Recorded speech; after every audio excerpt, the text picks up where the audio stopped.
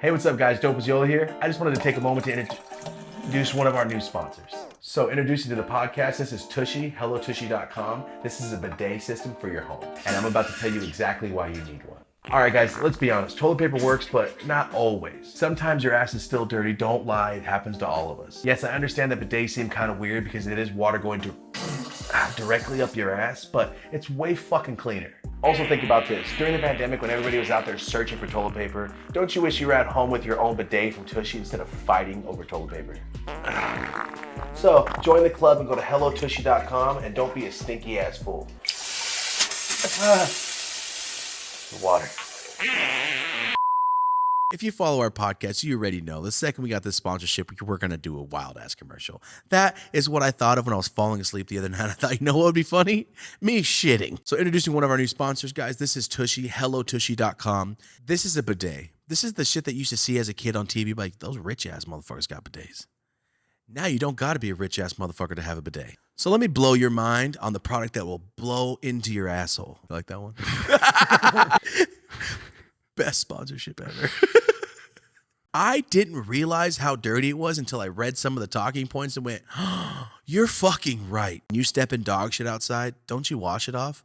I have never seen anybody just wipe it off with toilet paper and just keep going. That's when I realized, like, whoa, I'm walking around with a dirty ass. Something else that blew my mind. Is your ass clean enough to sit on your sheet and get up and you're like, yeah, there's definitely no shit on the bed? Is your bare asshole trustworthy enough to sit on your mother-in-law's couch naked? The best ever. So I just installed this. It's not hard, and I don't like directions. There's no electricity hookup. There's no plumbing required. You just put it on your toilet, strap it on, hook it to your water, you're done. So guys, make sure you get yourself a Tushy at www.hellotushy.com/dope. That's 10% off. Hello Tushy, not Tushy. hellotushy.com, not just tushy.com. Just leave it at that. Just look at Hello Tushy. Trust me, guys. It's cleaner. You don't have to spend money on as much toilet paper. Honestly, why don't more people have them? I don't know. As we say all the time, thank you for supporting the brands that support us. If you do end up buying one of these, tag us at Dope As Usual Podcast on Instagram or tag Hello Tushy. We'll try to see them all, repost you guys, show the love. Thank you guys for supporting us. Here at the Dope As Usual Podcast, we can guarantee that all of our fans' assholes are spotless. Ding! I think that's about it.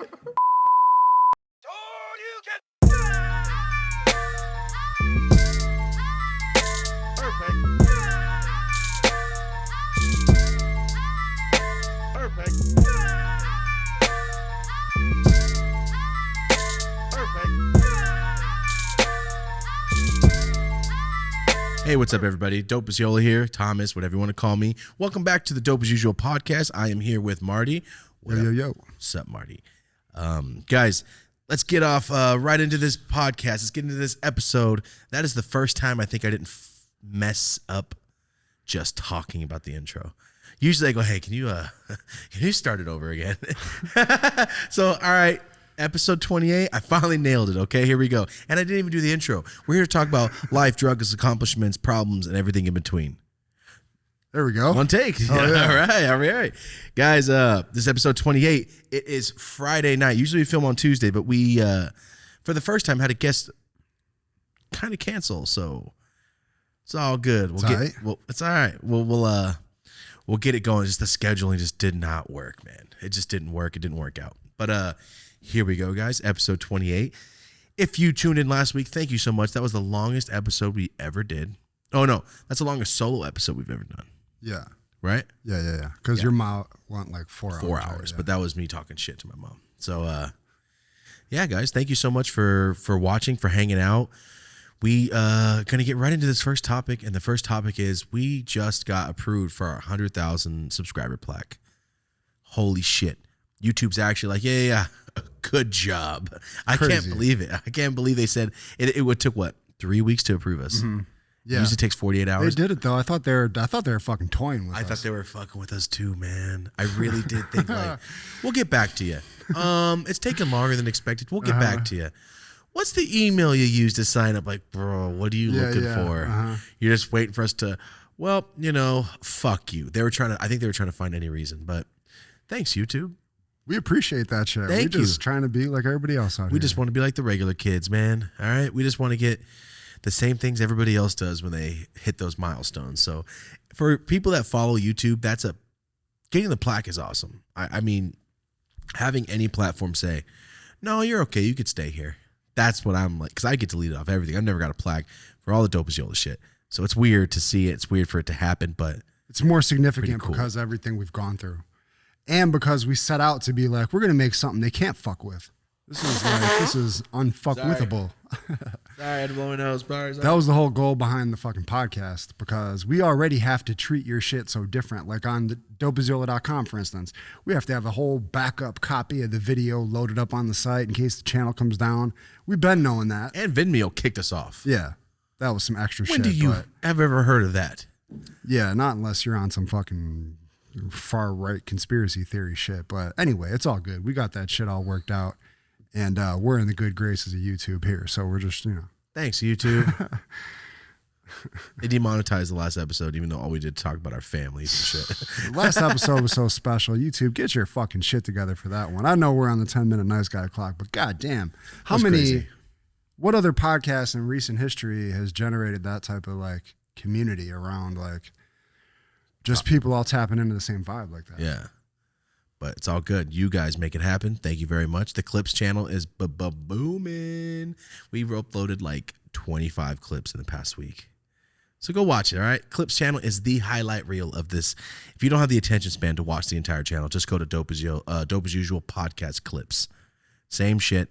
It's just the highlight reel, man.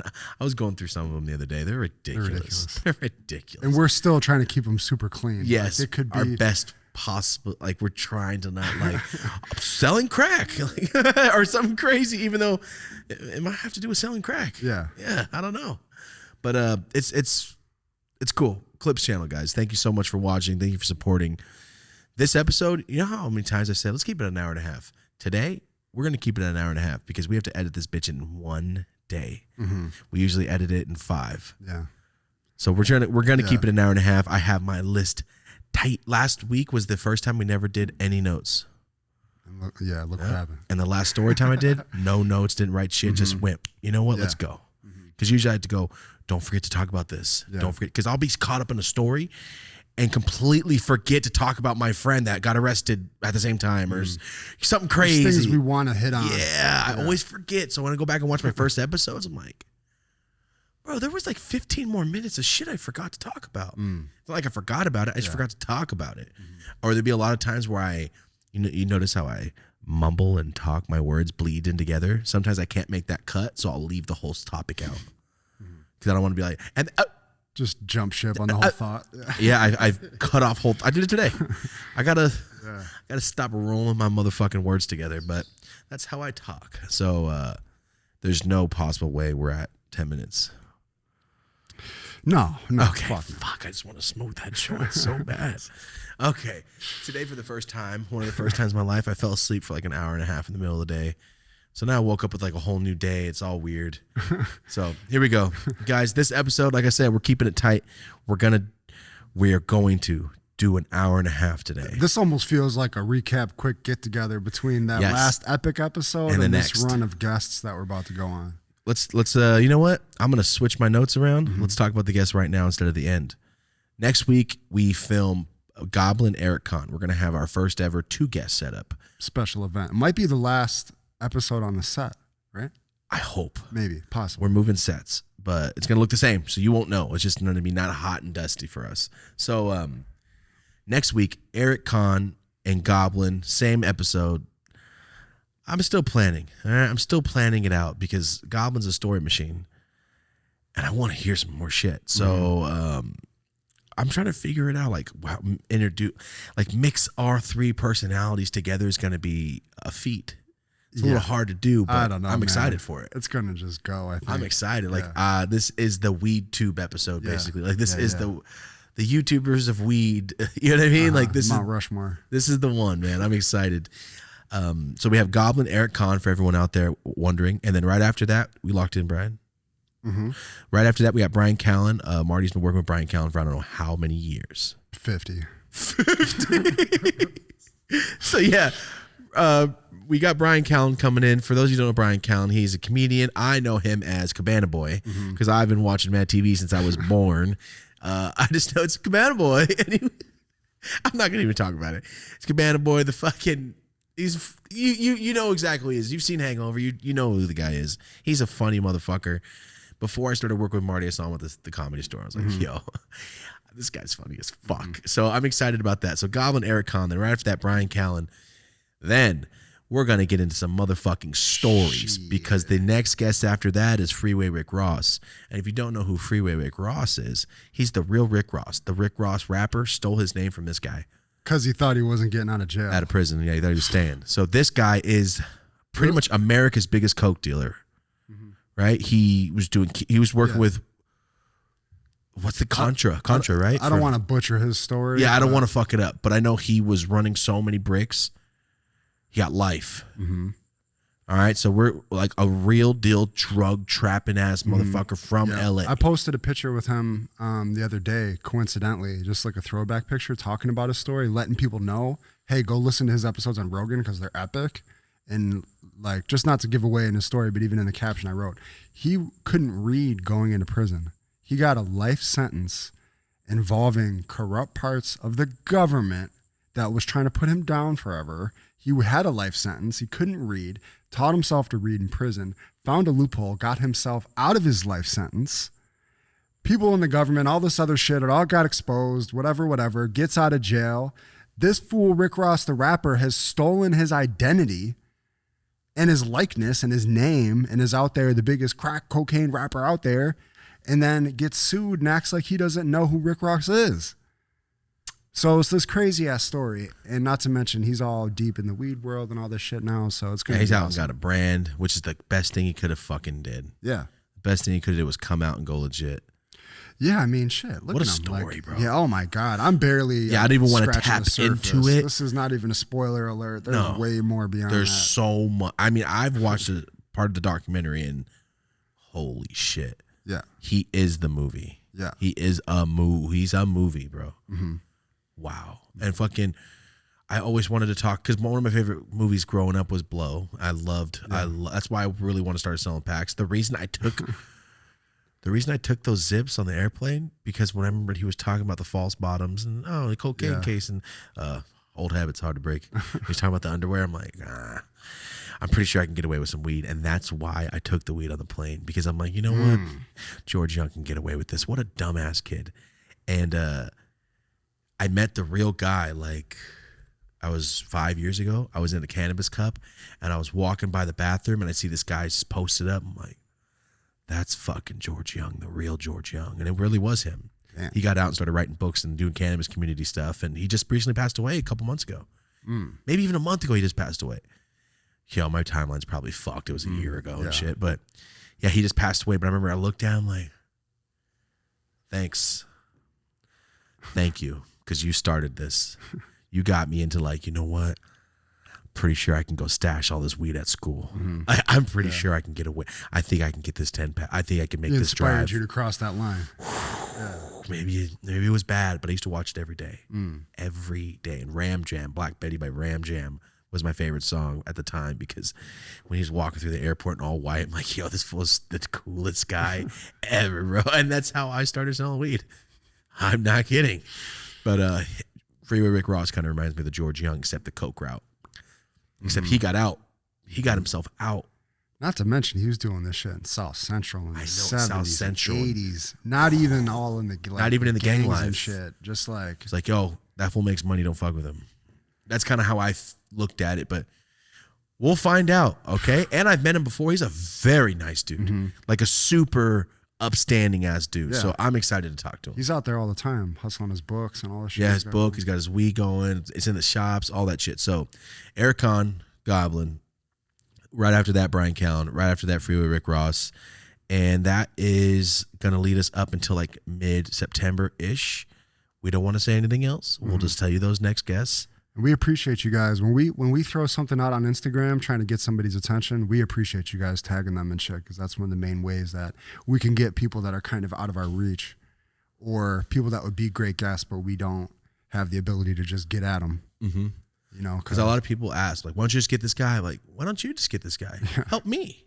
Yeah, please, by all means, go ahead. Help me, man. Because you got to remember, guys, we're a lot of people like, you're the biggest weed guy. I'm like, nobody gives a fuck about that. You got to remember, they see me, they see the way I talk, see all the packs, all the crazy shit, and go, I don't know if I want to go to that warehouse. I don't know if I can. I don't know if I want to be in that 3-hour conversation area with this fool. That too. Like, are you ready? Are you ready to talk? Don't be honest, or just don't come. Yeah. It's nerve wracking for the home. average person. I'll never badger a motherfucker or anything like that. But it's there an are some interesting things thing, though, because it's not like we don't pay guests. They have to come because they want to be on the show and they want to talk to the fans and shit. So it's interesting. And it doesn't hurt that our other channel is the biggest one in the world. It doesn't hurt at all. Yeah. So it does help, like, the weed area, but we're not just weed people, as you could see. We've had a lot of guests on that aren't weed people at all. Some of them didn't even fucking smoke. I would venture to say a lot of people that found the podcast without knowing who Dope as Yola was, like, I got a lot of those messages. Wouldn't bring up weed as the first thing when they described the podcast. That's what we were going for. Like, yeah, that's what the whole goal was. Like, I don't want this to be the 420 podcast in any way, shape, or form. I'm good. We said that at the beginning, just like how Rogan did it. We'll have the weed's going to be there, but yeah, weeds. Right. Speaking of weed, what time is it? Yeah, it's got to be. Yeah, it's past. Yeah, for sure. I'll smoke the little one first. All right. Do you have any? You have your shit ready? Yeah. Okay, cool. I called you last time, like, you picked up that big ass joint you dropped, right? Oh yeah, I dropped a joint on the. I smoked that shit that night. Hell yeah. I don't leave joints on the ground. Okay, cool. So we got into that questions. We got into the 100K plaque. Thank you guys so much for that. We will show you that the second week. I don't know how I'm gonna react when I get my plaque. I might fucking smack a motherfucker. Woo! You only live with your kids and wife. I might just smack a motherfucker. Which one of you pissed me the fuck off? I'm gonna be so fucking excited. Just punch a hole in your wall that you're leaving. There you go. Marty got the house. We talked about it. Now Marty's new house is in shambles because they're reconstructing, remodeling everything. Oh my God. Fuck yeah. Though. You want to talk about getting into some shit, remodel a full house after you just bought a house for the first time immediately. It's awesome though. Can't wait till you guys move in. Yeah, it's a lot, man. I realized, like, I was considering my day rates going in there. Like, these fools are working. And they're opting out of the AC being on in the house too, which is interesting. Why? I don't know. I have no fucking idea. They're in there working. And I'm like, damn, this is real work in here. Digging up these fucking floors and ripping off these cupboards. That's what made me work hard. Other shit. Yeah. Seeing my dad work hard. Like, you're older than me, bro. All right, I got to work just as hard as you. You're older than me. Like, I'm younger. I should be on this shit. Yeah. That's what makes you work hard. Yeah. That's why nothing else phases me, because I used to do 18-hour days manual labor. So. Yeah. This is easy. Yeah, and I'm about to volunteer my kids to fucking work for these fools. 100%. Start letting them know, like, no. That was $5 for that half an hour. Oh, we found a note in the walls. That'd be some shit I would do. What did it say? So we think a rat dragged it up into the walls because it had all these little bite marks on it and shit. And it was like a letter from a girl to her boyfriend, like, putting him on notice of all these Bible verses and how you shouldn't be with prostitutes and how all this sex shit, but in the context of, like, biblical verses. A whole page had it all written out. And then on some, all right, glad we got that cleared up, is basically how she wrapped it up. She basically said you can't have sex with hookers and be with me? Yeah. But she's quoting the Bible throughout. I understand. Yeah. She wrote a note. Yeah. How old was that? I'm trying to figure that out. Because that sounds more like a text. Man, it was a handwritten. This is before note, text messages. Then I could tell it was a girl's handwriting, and she signed like gel pen. Yeah. She signed it at the bottom. This is a 1996 note. She signed it, Angela. Parentheses, Ange, just in case you didn't know. Just in case the girl you're dating might not, you don't remember her name? The one that you're cheating on with prostitutes. Not and a she's hooker. Schooling you up on why the Lord said that wasn't cool.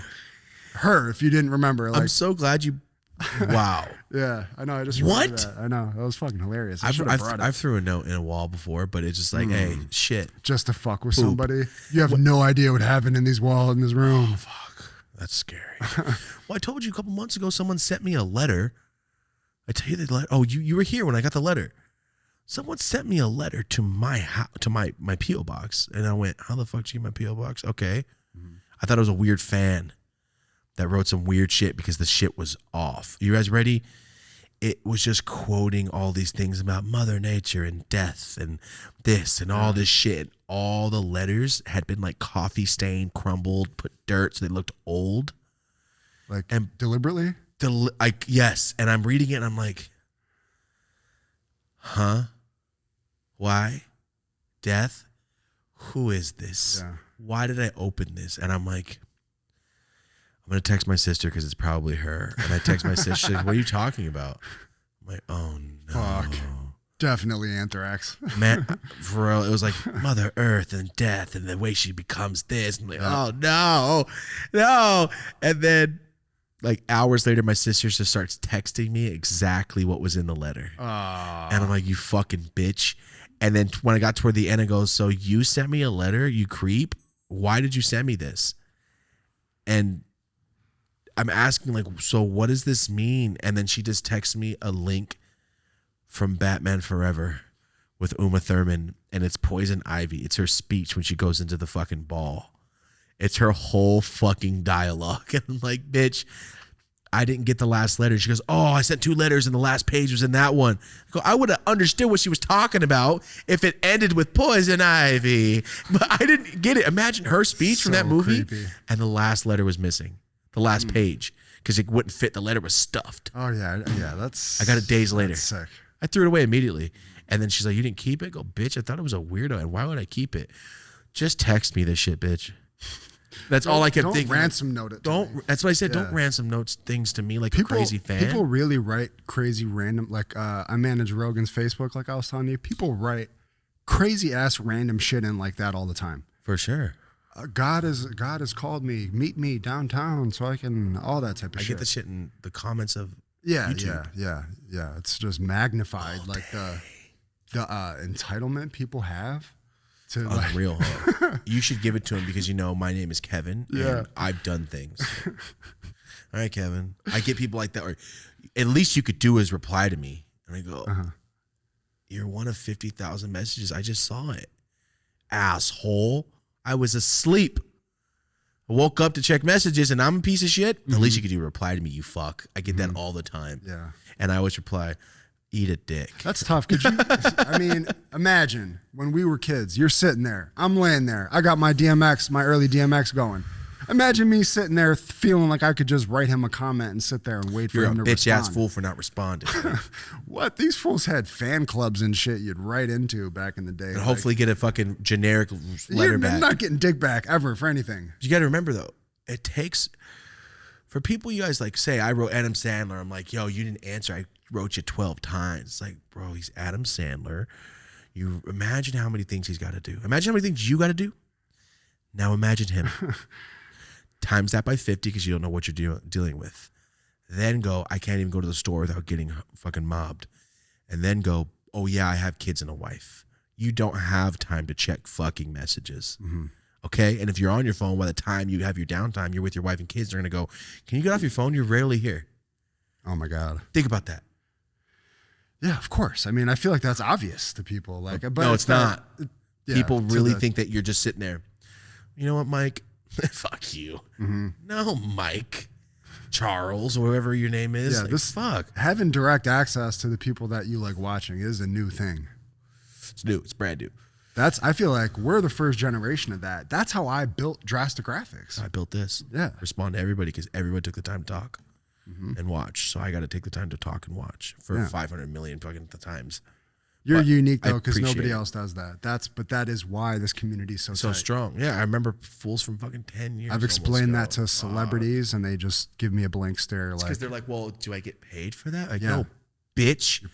They paid for your car payment. That's why you respond. The way you just went and bought lunch is because you have fans. Yeah. Respond, asshole. That's part of the job. That is your job. Yeah. That is your job. Respond. What do you mean go live? What do you mean do a premiere? What do you mean answer comments? Half these people think people that comment are fucking losers. Like, no, they're your fans. They're the community. I mean, it's the same thing as going to a show and they're going, hey. That hey is a comment. Yeah, totally. Right? Yeah. Some people don't appreciate that. Some people don't remember when they were 12 thinking maybe one day I'll have fans. I've had these pep talks with some fucking celebrities before. Literally, like, bro, let me take you back. There had to be a moment when you were sitting on the porch with your boys and all this seemed fucking impossible, right? The fuck are we bitching about here? Thank you. When you bought a foreign car from your fans' support? Oh, you didn't take a picture with them? You're cool. Sick. That's how I feel. I'm like, I don't fuck with you anymore. That's why I love Chavo so much, bro. Mm-hmm. He's so genuine like that. Mm-hmm. He's such a cool motherfucker. Mm-hmm. Just when you meet people like that, it's like... It's so rare. Good so shit. Rare. That's why when met you, I was like, people might have been like surprised. I was working with all these comedians and it's like, no, I'm pushing all my chips in on fucking Yola because I can tell that this is real. This isn't some Hollywood weirdo shit where, you know, like this is real. I'm willing to invest, give myself into this shit. Yeah, dude, like I said, I was watching like the commercial I did a couple years ago. I was watching all my old shit because I got locked out of my second channel. I couldn't remember the password. I had to read you because I changed it because somebody tried to break into it one day. So I like changed it a couple numbers while I was editing or while I was filming. So I went, oh, I'll remember, and I forgot. So anyway, I went in there last night and just looking at all the comments from a year ago, responding to people, and like, it's so much change in a year. Like so much elevation and going from the commercial and doing all this stuff, starting the second channel. It's crazy. It's crazy how fast everything elevated, like especially with the podcast and how it just started, and then it started up so well, and now it's just steamrolling, fucking snowballing, just getting bigger and bigger, and it's just getting better. It's cool. It's cool to see the change from us just starting, you know? So, Marty, 100K plaque. We talked about the guests. Guys, I'm trying to keep this an hour and a half tight. Where are we at right now? About 20. Good. Let's bust into this because, like I said, this is going to be one of the few solo episodes we're doing over the course of the next month or two because we have so many guests lined up. I know we said that last week. We also didn't expect someone to flake. So here we go, guys. Let's go straight into fan questions, Marty. We posted on our Instagram. Our Instagram is Dope As Usual Podcast. That's Instagram. It's linked in all of the video descriptions. It's in the header of YouTube, everything, all of our stuff. That shit looked sick last episode when you did your hand like that and we had to fucking slide out. Huh? Remember you're like, at Dope As Usual Podcast. I didn't notice I was typing. It worked? Yeah. Oh, I was typing. Damn it. In the premiere, I was typing, so I didn't see it. Fuck. Here's our Instagram right here, okay? That's Dope As Usual Podcast. Guys, we posted earlier and said, if you can ask one question on the podcast, what would it be? Here we go. We got some motherfucking questions. This is coming from Matthew Gilbreth. All right. All right, here we go. That's an awesome name. What were the craziest lengths you have ever went? Why am I dumb? What were the craziest lengths you ever went to in order to get high? Marty, can you start that one off? Oh, man. You're from the East Coast. Yeah, the crazy. I mean, it was a goddamn adventure every time I went to go get weed for right up until I moved here. It literally was. I mean, these aren't like, I could, I'm sure, sit here and think of some crazy ass extravagant story, but it was constant just cat and mouse, getting like the whole time going in to, because on the East Coast, generally, at least in my world, you got to go to the worst neighborhoods to get weed. And when you're a white dude, that it's just like you might as well have a fucking Target. Yeah. Just Cops on your too, car. like, why are you over here? Yeah, that's the whole thing. If they see you, you're getting pulled over. Yeah. They're waiting. They're hiding. If they see you, you're getting pulled over. So I would just accept that every day. We talked about this in the first episode. Yeah. You got racially profiled for being white. Constantly, all the time. All the fucking time. It was always a fucking adventure. Yeah. Why? You think pull over because I'm white? Because I'm white? Yo. Yeah, bitch. Love it. Yeah. Love it. Yeah. Sorry, but amazing. Yeah, so constantly just getting pulled over by the cops and having the weed in the car and having it just hid and just playing it off would be some pretty great lengths. For shitty, you got to consider, I'm also talking about 10s and 20s of shitty weed. You got your whole fucking life on the line over because then you get arrested and now you go to get your little bullshit cubicle job and you got to explain to them, oh, I had a 10 sack of weed and I knew you got to go through the whole fucking thing because now you're a goddamn criminal. Now it's going to be hard for you to get a job in a city where there is no fucking jobs. So that's why these assholes now, I hope they feel so fucking stupid that it's becoming illegal or it's becoming legal. The fuck So was every it all day. for? So every time. Yeah. Every time was a crazy length. Every single time, and I only had $5-6 at a fucking time, so it was like a daily goddamn occurrence. Yeah. All for what? Shit was fucking stupid. They could have been having my tax money this whole fucking time. Well, now they do. So that was Marty's answer was yes, every fucking day. Every time I smoked was crazy. I had to climb a mountain pretty much every time. Me, I have about 5. I'm going to give you one. One time I was with my friend Scott Ducey, and I was at my grandma Grace's house out in the country. And my dad, obviously, he was there, but he was tweaking. Like I said, I didn't know he was tweaking in the garage while we were sneaking off to smoke bowls. We were both hiding it from each other so we can go do our own drugs, which is fucking hysterical to me. And this guy named Chris, the guy that used to front me sacks when I talked about John, the Blackbeard's Delight. That weed is from this guy, Chris. He's the first person to ever front me sacks. I was getting fronted zips in the 10th grade from him. And when I moved to Golden Valley, the other school, he was the one who went there. This is before I moved. Anyway, he lives in the Cuts because he is rich as fuck. His family has an estate. And in Merced, if your family has any money, you're like, whoa. But if your family's like that, it's like, oh shit, you have a paid off truck. Like, you know what I'm saying? Like, that Silverado's paid for. Okay. Not used? Oh, damn. Anyway, I went to Chris's and he's like, yo, I can't. I'm not mobile right now. I go, but you have all the cars. Okay, it's all good. Okay. So I said, Dad, I forgot my house key. That's what I told him for my house. I go, Dad, I forgot my house key at my friend Chris's house. He goes, Thomas, get it tomorrow. I go, but I need it. I was just trying to convince my dad I needed my house key so he could drive me and Scott Ducey to Chris's house. And I bought a 20 sack of weed. And he lives in the Cuts too. So it's like if we walked, it was about 3 miles into the country in the night. Me and Scott were both fat kids. We ain't doing that shit, right? So my dad, come on. And he was like, no, what the fuck? No, I'm not driving you anywhere. I finally convinced him. Maybe he went to the garage and got on one and was like, I need to take a drive. But I remember I convinced his ass. We drive out there. I call Chris. We're in the backyard of a field. Turns out it was his backyard, the field.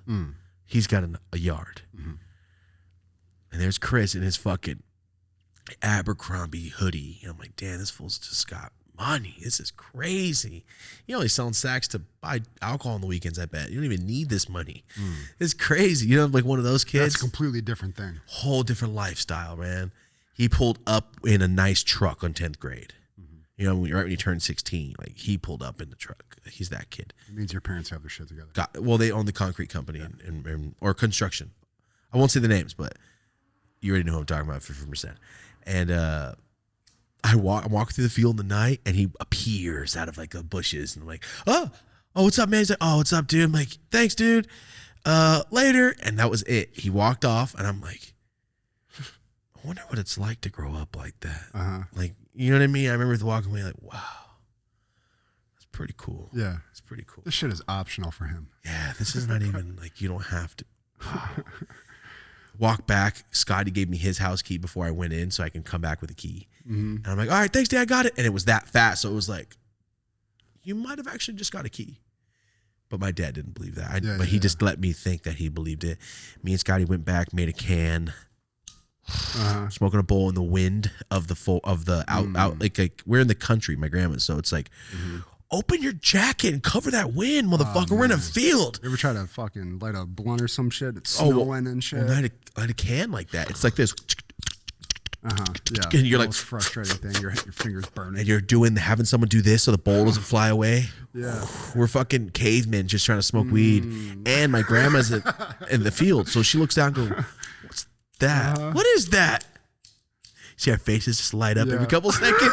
Oh my God. So we had to turn. Are they sharing a Pepsi? What the fuck is going on in there? Thank you. We had to turn toward the country away from my grandma, but that's where the wind's coming. So Scott stood like this while I'm like inside of his chest jacket.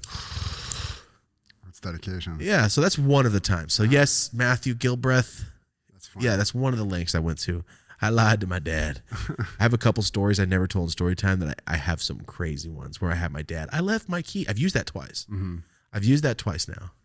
The second one was a little crazier, but I'll let that be a story time because it's insane. I don't know how I haven't talked about it. But yeah.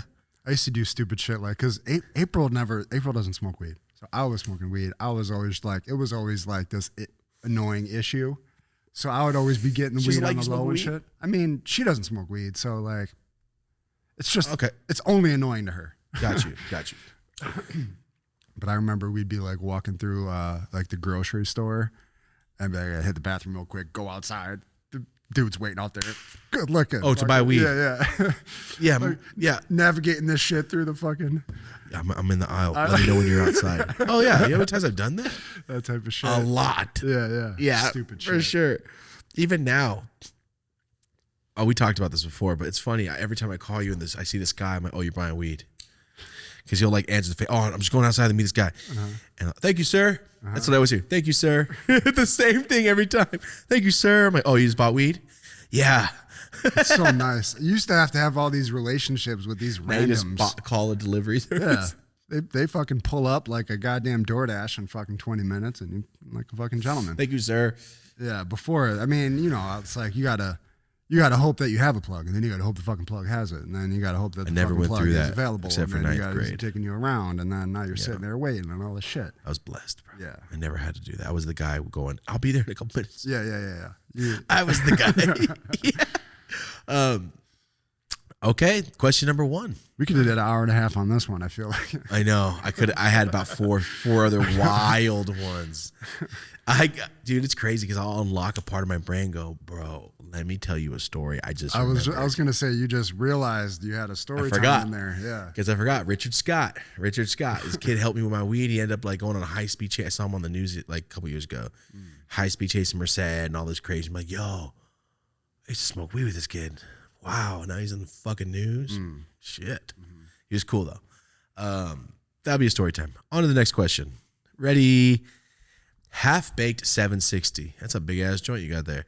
Where do you and Marty see yourself in 5 years? Flame. Oh, as Marty hits it, flame. Where do you see yourself in 5 years, Marty? Man, I was reflecting on the way up in here. Like, it was such a massive fucking milestone buying this house that I've only ever looked this far ahead, really. Like, the fact that we're here now, the podcast is going. It's the first time in my life where I am where I want to be in the present moment. Good. Ever. So 5 years from now, I don't even fucking know. I honestly haven't even fucking thought about it. Give it some time, and then you'll have another one. You'll have another goal. It's going to be, for the first time in my life, it's like, it'll probably be pretty similar to this, just on a bigger level. We'll be parlaying in real estate. We'll have more shit going on. But like, up until this point in life, if you met me, my mind was somewhere else. I was a dude who was here, but his actual reality was off in the future somewhere. Because I've just always chronically, it's been an issue in my life, been in the state of trying to get there. It's going to happen, getting after it. I'm not there yet, always. But it's just been steps up this ladder up until now, doing the house and having our own shit and being able to have it be successful enough to where I don't have 10 clients anymore. Running my life. Yep. That is goals. So 5 years from now, it's just like completely financially free, doing whatever the fuck we want and chilling, having time. That's the whole point. Work your fucking dick off through your 20s and early 30s if you have to be able to like not have to do that through your later 30s and 40s and 50s and beyond. Exactly it. What about you? That was like perfect answer. Or just accomplished it, so I don't have anything yet. Honestly, 5 years from now, I remember I was 23, and my dad was like, what are you doing all this weed stuff, blah, blah, blah, online? I'm like, if I don't do anything with it by the time I'm 28, Dad, I promise I'll go do something for real. Because I always could have had a career in this and that. I'd be managing something. I'm just that type of brain, right? And I already told him, by the time I'm 28, if it doesn't work out, I'll think of something. And I was like 25. I'm like, this is working out, man. I don't know what to tell you. Yeah. Maybe it doesn't work out by then. And then 28 came and I go, oh yeah, I forgot about that. I'm fucking in LA now. Yeah. So where do I see myself in 5 years? I see myself on season 2 of something on TV, Netflix. That's what I want. In 5 years, I see myself being on already season 2 of something. That's the thing. That's what I'm thinking of. My whole goal in life was to have my Breaking Bad. show. I had a concept of it like 4 years ago. Mm-hmm. Not, I'm saying the Breaking Bad. I'm talking about the way it's a story. It's not comedy, but it could be funny if you want it to be. Yeah, there's funny moments all throughout it. Yeah, That's interesting. Like, yeah, your finish line changes. Yeah, I told Marty I had a dream like 7 months ago that I was walking through an airport and then like fuck a mob of people were chasing me and all these fools were taking pictures and I started running. I had this dream and I was like, oh shit. And then security's like, Thomas, get in here. And I went and they're like, come on, fool, you can't just be walking through the front like that. I'm like, huh? And I had like 4 assistants like, all right, you're on here today. Today you're going to be doing this. I'm like, oh, okay. Oh. And then I just started walking and I saw all these people with like signs. I'm like, where the fuck am I at? And then I woke up. I had that dream. My dream was never like, you want to be famous. I'm like, no, it's always, I want to do something that makes fools stoked as shit. Not like, hey man, thanks for, you know what, you mowed the fuck out of that lawn. Even though if that was what I was doing, I would be the best fucking lawn guy in the world. Yeah. I would be like, that guy does his fucking job well. Because that's what I think of. Like, I want to make you go, whoa, shit. So that's what we do with the content. Like when we stepped it up, like, damn, these videos got crazy. Like, I know. They're awesome, right? But for me, it's like, cool, videos are great. There's more. Yeah. You know, so in 5 years, I want to be on season 2 something. Or already, I always think of, you know those interviews where they're interviewing somebody, an actor, for their new movie and their poster board of the new movies right to the side? That's how I see it. I always see it like that. That's how I've always imagined it, and I see it happening. I just don't know what it is yet. But that's my thing, is to make something to, it's my cult classic. I want a cult classic to look back on when I'm 70 and go, fuck yeah. There's a whole generation of people out there that's their favorite fucking movie. That's what I want. You know what I'm saying? Totally. Like Al Bundy. You're Al Bundy forever. No matter what the fuck you do, you're Al Bundy. Like you captivated the world for a period of time. Yeah. I know exactly That's what I want. That's it. Not even on the, oh, you're famous. It's more on the, everyone you know has a house. I'm like, I know. It's crazy. Everyone has a house. Everybody in my family, I bought a house for. That's cool. Because if you think about it, if you make $100 million, you can buy everybody in your family a decent $500,000 house. And depending on where they live, that's a mansion. Yeah, for sure. Great. Yeah. Man, once you hit these kind of plateaus, really goals to me is just like saving money. Like I've never saved money before. I've just, like having life insurance, being able to, like, if something happens to me, my family's going to be okay. I want to pay for all my bills and not check the balance. Yeah, exactly. Bills go on auto pay. Thank you. That's what I care about. Yeah. Those are goals beyond that first massive set of goals you set when you're 19. I just set goals like 3 years ago. I've never had that. I was just having fun making videos and people were stoked. Yeah. That's all I cared about until I went, bro, how long can you do that? You have to build something. And then I started like trying to do, because I was running push trees for fucking 6-7 years in my apartment. There was no goal set. It was just, let's do some more clothes. Let's do some more clothes. But yeah, 5 years, man. So Marty, you're there. I just started. So we'll see. There. That's the question. Half baked 760. Thank you very much. Marty, before you start, what is the time? What are we at? 40. Doing pretty good. All right, next one. Here we go. Rex 100. This is one for Marty, and I put it in there because it's all you. When was the first time Marty smoked weed? Do you remember that day? Yeah, I do. What'd you do? It was with fucking Goofy, who we talked about, I think, 2 podcasts ago. It was with fucking Goofy. That's when you know you're from fucking the ghetto. This fucking Goofy over here. Oh shit. The dude that walked the dude for the fucking... For the ounces? Yeah. So I was in... fucking Goofy. He really... That's the only way to describe him. He... Some kid at school had given me some weed. Looking back, he had probably given me like maybe a guy gave you weed? Yeah, like we were just talking. I was like, yeah, I never smoked weed. And he's like, bro, give him some fucking weed. And the kid, school? Yeah, in school. And the kid like goes in his bag and gives me now like probably like a quarter. Quarter zip? Yeah, like a little Ziploc little bag of weed. He just gave it to me. I was probably like 13. And then I brought it to my boy who ended up doing all that wild extra shit. And he's like, oh yeah, this is fucking weed right here. Yeah, no shit. That's some weed. That's some weed. You got little kids. Yeah. You ever smoke? Yeah. Because I was never I smoked was before. like always like on some straight edge shit basically until that point. You know what I mean? Like just super into sports and all that. Same. Even beyond that, it took me a while I didn't even really start smoking weed till I was like 19. Oh wow. Yeah. Whoa, good shit. Good for you. Yeah. So yeah, but it was really kind of uneventful. Like I remember kind of feeling like, damn, I'm waiting for something to happen here. Nothing really. Where'd you smoke it at? We were just like in the woods or some shit, and it was out of like a can. And then like the next time we went to do it, we got pulled over. We were playing. If you're from Buffalo, you know exactly what I'm talking about. We were playing at Delaware Park, biggest basketball court in Buffalo, the main court in Buffalo. I used to go out there with my N1 professor shit all day long, every summer, all summer. And we were driving this kid home, and he gave us some weed, and fucking Goofy pulled down the wrong way down a one-way, and a cop was coming at us, and just boop, boop. The fuck are you boys doing? What are you doing? How high are you? Yeah. And then he's like, he had him get out of the car. How old was he if he was driving? You're He 13? I told you we were in the same grade, but he was like fucking 16. That's why I call him Goofy. Yeah. The guy has a real learning disability and he calls him Goofy. He was just fucking goofy. Like he would just do stupid shit. That's why it was like that. Like Bro.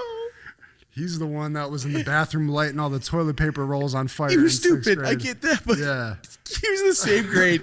He was fucking driving. Literally, this was the kid. Yeah, What an asshole. Taking his mom's car, just driving down the street, smashing into mailboxes, smashing into garbage cans. I remember one time he smashes into a garbage can. The shit gets stuck under the car, and the person's like on their porch looking out at us.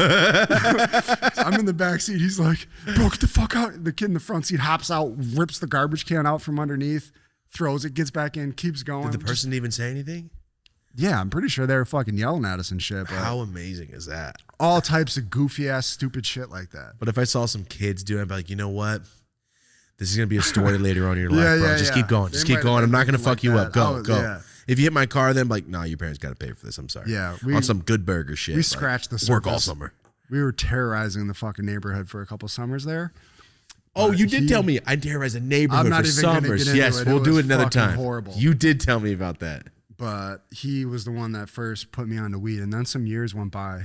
Like I was turning down. I was getting people were fucking hitting, trying to give me blunts and shit constantly. But I was on such basketball. Basketball judged what I ate when I slept, who I hung out with, what I did.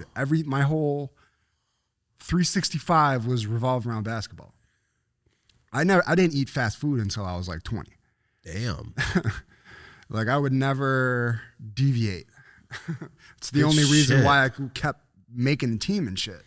Took me that I wasn't faster than anybody. I couldn't jump higher than anybody. I had to go to the utmost to be able to make it. Yeah. So I actually ended up getting kicked off the team over weed. You told me. Yeah. Yeah. Damn. Because I didn't drink either. And like when I was telling you, I transferred to the D3 school for more playing time. And I just got fucking shit-faced in the dorm and was so embarrassing. And I had a girlfriend. We were both fucking blackout drunk, straight vodka, white boy shit. And then we went down into Buffalo. She got so drunk, she passed out. I left her there in the dorm room. And we just went out. I remember this was one of my few white boy moments where I was just drunk and could have got beat up out there for just being fucking stupid on the subway and shit. But then we came back to the dorm and smoked in the dorm. And that's how you got caught. Yes. So fucking stupid. On Because some then I drunk was shit. like, Did you get just kicked on out for some that? drunk shit. No, I didn't. I just crashed and burned because that happened, and they were still gonna give me another chance, even though I was like lying to them about it. Like, nah, we went somewhere and there was weed there. We came back. We just smelled like weed. We still had the fucking whatever. Like I was doing, they're like, bro. Meanwhile, I don't even know what really happened. I was fucking hammered. All I know is they knew about the weed. I mean, you can't smoke in a dorm without the whole hallway fucking filling up with weed and shit. So anyway, I kept giving them shit. I kept fucking with them. I fucked with the coach. I ended up getting kicked off the team, but I wanted to. It almost needed to happen because I was like wanting to move into music so bad. I needed something abrupt to like knock me off of basketball. And that was it. They made me do community service, all kinds of shit. And then I just fucking stopped going. So Rex 100, that's the first time Marty ever smoked weed. It turned into him weed career. getting kicked out of college. You rant too. Fuck yeah. It's not just me. Damn. It's not just me. You see though? so. It connects Yeah. and then something else connects. But oh yeah, then this happened. And then by the time all you're going, you go, connected. what the fuck are we talking about? Because to me, that all happened before I actually smoked weed. I wasn't started. smoking weed like through in any of those incidents. No, I got you. And just for that, I know the people in comments, this is the longest joint. Like this lasted so long. It's a skitty, so it keeps going out. That's the same one you started at minute same fucking. That's like one. But it's gone out hella times. Where are we at now? Like 50 minutes? Yeah. Yeah, let's go to the next question. We're doing good, man. Tardiff Jared. All right, I hope so. If you could say anything to someone who hates their life, what would it be? Damn. I don't remember screenshotting this. Wait, no, I do remember screenshotting this. Oh. No, now I remember why. Now I remember why I wanted to talk about this. Here we go. If you could say anything to someone who hates their life, what would it be? It could be worse.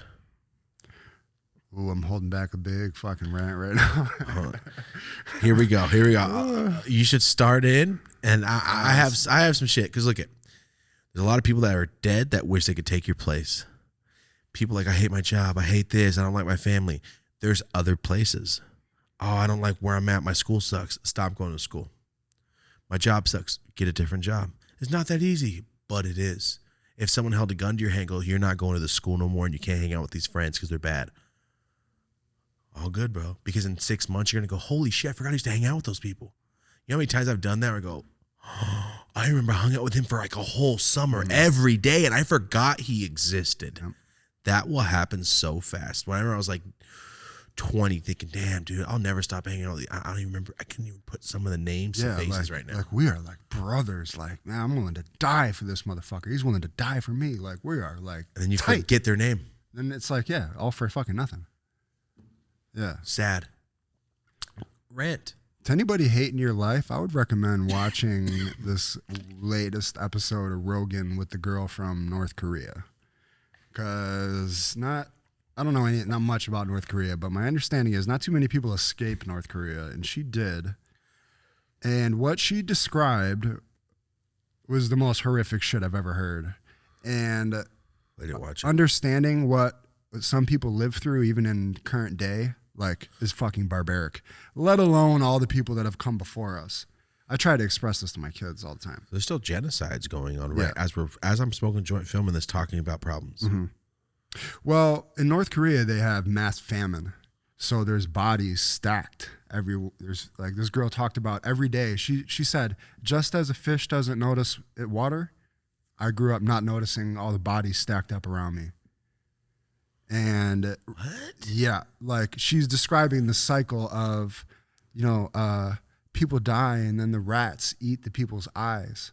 And then the children, if they can catch a rat, that's like a delicacy. So then they eat the rats raw sometimes. And then they die. And then the rats eat them. And it's the North Korean cycle, like every summer or some shit. Like to catch a rat, to catch a snake is a delicacy. To have your ma leave and come back is like a miracle. There's no mail, there's no trains, there's no phones, there's no food. The country is surrounded by landmines and bro, you can't get out, you can't get in. There's no lights. It's the darkest place in the world. I didn't know all this shit. I didn't know any of what you just said. It's fucking horrible. And she's talking about being desensitized to it. You can tell she's probably gone through 20 years of therapy or whatever, but like, I would consider that if you're living in America and you're not suffering from like a terminal disease or you're not actively being like tortured and kidnapped, things like that. Really could just try to zoom out from your own existence and just understand what people have gone through before, how cold this world can be, boy. Woo! We got it so good. I tell my kids all the time, we're living better than 99.99999% of people that ever lived. Yeah, for sure. And you to sit around and be butthurt is a slap in the face to God. If you don't Somebody comment that quote. To sit around and be butthurt is a slap in the face to God. Marty 2021. That's like a Bible verse, bro. Oh, stick my that one in the God. wall for the we fucking next need remodel. that on a shirt. To sit around and be butthurt is like a slap to the face to God. Marty 2021. Just all prolific and shit. Woo! I loved that, bro. But for people out there that are like, all right, yeah, I understand that, but I can't do anything about that. I'm over here in America and I'm broke and I'm this and I'm that. Yeah. Yeah, a lot of people are. For sure. Just work around it. And I know it's everybody's been there.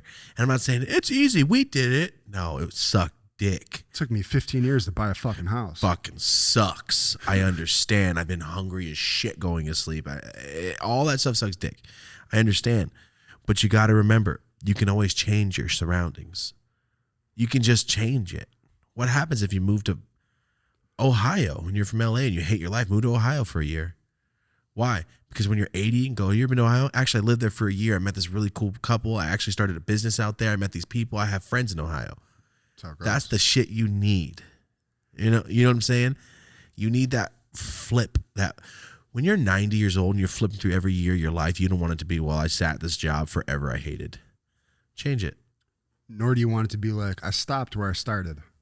Usually, to me, like most people are born in small towns and stuff. Like, yeah, I still don't mind if I stayed in Merced and lived there and raise a family. That's if that's what you want, fucking awesome. You succeeded.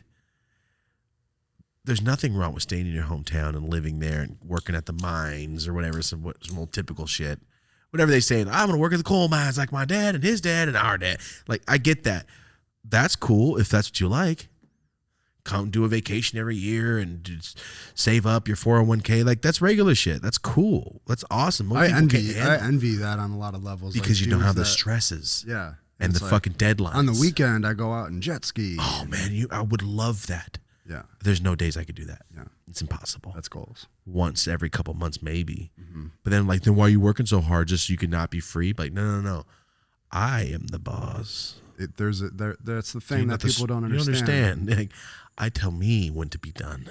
There's a lot of extra stressors, but it's not more than the stress. The everyday stress of being controlled. Man, we went to sign for the escrow for this house, and we went into this office, and me and April both just looked at each other like, could you imagine fucking working here?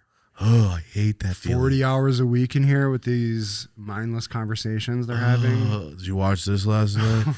Yeah, my wife thinks it's really fucking cool. Like, I just can't. That's my motivation. To get out of that. For so long. You did that. I did it for so long, and I sat there just thinking about doing shit like this the whole time, knowing that I could. Yeah, knowing that you can is the biggest thing. The biggest thing ever. It comes from a place of desperation. Like, it was. Sometimes people get shit done when that's your last fucking resort. Yeah. I get that. But like, I always compare it to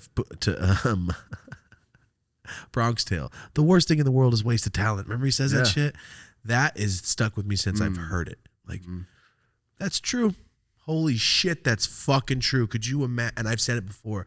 How many times I talked about people like, he's real good. He just doesn't understand it and he doesn't care. Yeah. Talent isn't even number one on the list to me. At all. Nope. It's like motivation. 3, number 4. Motivation, ethic, work ethic, talent. Mm-hmm. Yeah, because I can teach I can teach a workhorse how to do stuff. Yeah. I can't teach a talented person to be a workhorse. That, man, if you're feeling bad about yourself, that's something anybody can dig into. Is like, all right, well, I'm the hardest worker in the room. Done. No. You're never gonna lose, no matter what job it is. Go off and start making new connections. Focus on who you know and focus on being the hardest worker because they're gonna notice that shit. That's the only thing I ever did at my job. It's like I wanted everybody to go, damn, or like, who did this? Yep. Who did this? That's what I want. Every fucking time, no matter what I'm doing. Mm-hmm. It applies to everything. To everything. Every time the UPS guy comes, I try to load him up as fast so he doesn't bend over and shit. So when he comes, oh, that place over there in Burbank, that dude, my favorite spot to stop. Like, yeah, good. That's what I want to hear. So every time you're like, hey, I need a pickup, I'm going. I'll be there. That's what I want people to be like, fuck yeah. He helps me all the time. That shit. Yeah, that and people that work hard go, Yes. good shit. Because I do. Mm-hmm. When I see someone work hard, I'm like, fuck yeah, good shit. Super appreciate it. It is. You're in a restaurant, you see him, like, I can guarantee you that guy hates everyone. He's the only one doing anything here. You can see it too. You're like, oh, our waiter's fucking hates this job, but he's good to us. But you could see that he hates these people. I see it all the time. You could tell who's the hard worker. You could tell who's the extra mile guy or extra mile girl. And that's the person you have to be every day, even when no one's looking and no one's around and you're by yourself. That's how you requires win. Zero talent. There. Something that requires zero talent and will get you everywhere. Hard work. What a fucking question. Good shit. Yeah. Done.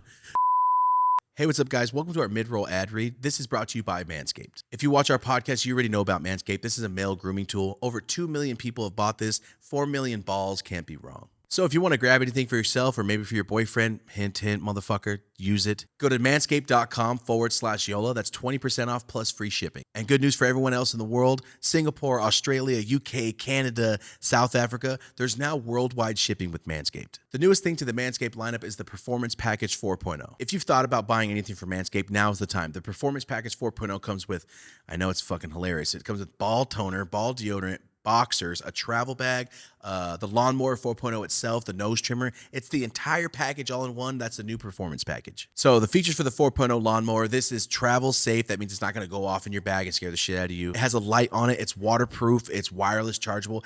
You have no reason to be dirty. You have no reason to be nasty. And for some reason, for whoever made this, is a 9,000 RPM in this little machine right here.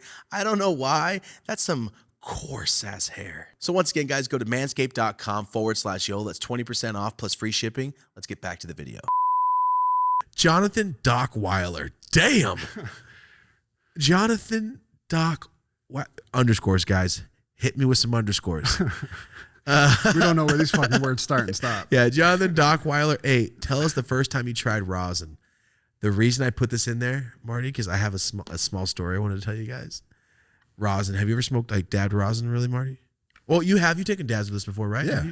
Then you've dabbed rosin. Was the first time here during the 100,000 subscriber then, huh? I don't know the difference, honestly, between rosin and the fucking this and that and all the shit you dab, but I've taken. You've taken dab with me here. Yeah, of course. Then that was the first time you tried rosin.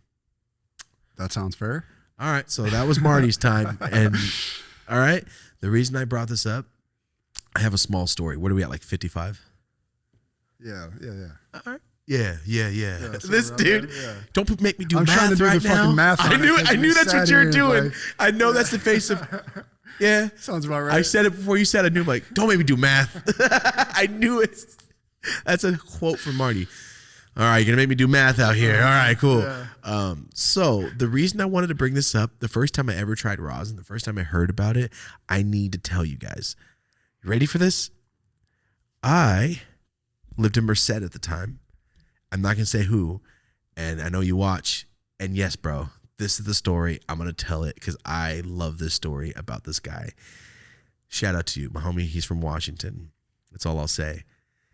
And, all right, I know he's going to see it and go like, oh, fuck, this is about me. I know it. I love that, dude. I love that idea of thinking about somebody like, oh, and that's how I think about my Uncle John all the time. Like, Pepper, this is the time me and him got fucked up. I know it. Like, they see it heading in the direction of them. Oh, I know what happened. I know what I did. So my friend says, hey, man, I'm going to bring down some rosin. I go, what the fuck is rosin? And he starts telling me it's when you squish weed together and all the terps and the goo and the bomb THC drips out and you dab it. Now we dab hash. I don't dab crushed weed anymore. It's crushed hash rosin. That's what the shit you see on my Snapchat, the gooey white hash house stuff, all that, my homie. That is hash rosin. That's that funk, right? So the first time I ever saw rosin, the reason I'm bringing this up, because it made me smile, it made me laugh, and it made me think, yo, there's people out here with the best stories ever, and I don't know how to incorporate other people's stories, because I like telling stories, but only shit that happens to me because I could see it. You know what I'm saying? I think that would be a movie and directing shit. I think that's what that would mean. So that's what I mean. All right. I want to direct people's stories. So that's that Bronx Tale shit. Yeah, it's that Bronx Tale shit. So here we go. That's exactly it. Here we go. My friend says, hey, I'm coming down. do you know anybody that wants to buy hash? It's $50 a gram. And I went, oh, $50 a gram. And back then, I was buying shit for like 20 to 25 a gram shatter. And I went, 50? You're fucking tripping. Now my grams are 80 to 120, and I'm buying an eighth at a time. My fucking my eighth jars, all those little jars, dude, those are almost 3 something. How long do those last? Like, dude, I don't really dab as much as I used to because I'm not really home all the time. But I can fly through like a gram in like 3 dabs, 4 dabs, 5. Mm. So if you want to really go hard, those eighths go quick. Those eighths go quick. God damn, it's more than Coke. When like those little jars, the straight over Coke prices now. It's ridiculous. Anyway, so when he told me 50, I'm like, what the fuck? Back then. I'm like, I don't know too many people. They're going to want to buy a $50 gram in Merced, California in 2016. You know, so here we go. He says, I'm coming down. I'm going to bring some. Let me know. So I called a bunch of people. I wasn't selling weed anymore, obviously, or else I would have just bought it, a lot of it to sell, but I wasn't selling shit. And I said, you know what? I'll buy like 4 or 5 grams to smoke. And I was handing him like $400 going, what am I doing to myself? And I smoked it. I'm like, oh my God, I love it. So it was DJ Short's Blueberry. That was the strain. Anyway, sorry for taking so long. Let's hurry up and get on this. Ready to go. My homie comes over and he says, all right, can I park in your garage? I don't want to take it out in front of the house because it's just too much. And I go, okay, yeah. In my head, I'm like, just take your bag out of your trunk, fool. It's not that crazy. You're not that crazy drug dealer. You're fine, right? I didn't understand what he meant. All right? I didn't understand what he really meant. He gets there. I called some people up to come over to buy it. Like, hey, I have my friends going to have hash. If you want to come over, buy some hash, blah, blah, blah. So I had like 4 people come over and like cash him out a couple $100 here. So I was just trying to help him out on his drive to LA. He was selling all this hash, all this rosin that I just found out was real. And here we go. He pulls into my garage. I take my car out. He pulls in. We open his trunk. And I go, where's it at? And he looks at me. He goes, all right, dog, let me show you something. He looked, all right, dog, let me show you something. I remember like, all right. He pops up a screwdriver. And I'm like, what are you doing, fool? Where's the hash? And he starts undoing the rivets from his truck. And I'm like, how much hash do you have? This fool took apart all the panels from his car, and there was hash in the entire car. Packaged up like Coke bricks, but in packaged sleeves of rosin with the flavors on it. Bricks. I'm talking stacks of parchment before it was jars, like parchment papers. Bam, bam, 1 brick. In every fucking panel of the car. And he was like, I'm only going to do one side. What flavor? All right, cool, it's on this side. He had the flavor separated, so he knew like, okay, well, in Arizona, this fool wanted this. Boom, it's the front panel. And he just pops it off in the car. It was fucking amazing. And I remember he opened it, I looked at it, and he goes, I know, bro. I'm like, I fucking love you so much more right now. And he goes, bro, I told you, I got some hash on me. I'm trying to get rid of it. And I'm like, yo, you got like 200 bands of hash in your car. What if you got hit? What if you got an accident? That's all I kept thinking is all the panels of the car. It's like, yeah, there's over there and the flavor's over there. And I got like a mixed spot right here in the trunk. So if it's like smaller ounces, he can just bust it down. If people want pounds, he's like, it's over there, it's over there, it's over. I'm looking, I'm like, you're not kidding. Oh my God. And that is the first day I ever smoked rosin. And that's why I put that question. I thought you were going to say that was the first I ever robbed a fool for a car. No, hell no. I ain't never robbed anybody in my life. I never fucking will. Why would you move around with that much goddamn rosin on your car? He got rid of it. God damn. He got rid of it, man. It's a fucking risk. He's that guy. He's that guy. And I think that's the last question. Is it? Nah, there's one more. One more? Next. Chill Will 03. Best advice for teens getting out of high school. I put this in there because I think this is a topic that is never going to die because every year there's a new fucking class and you can revert back to what we're going to say. Marty, what's your advice to somebody getting out of high school, guy or girl? I remember, first of all, when I got out of high school, just having this moment of realization, like, oh, fuck. Like, this is what I looked at everything differently because I started looking at adults as like, oh, I'm becoming an adult. Oh my God, I can't have this life. Like I just felt terrified, like at mediocrity as a 19-year-old, 17-year-old getting out of high school, looking around. I remember I made a decision in life right then.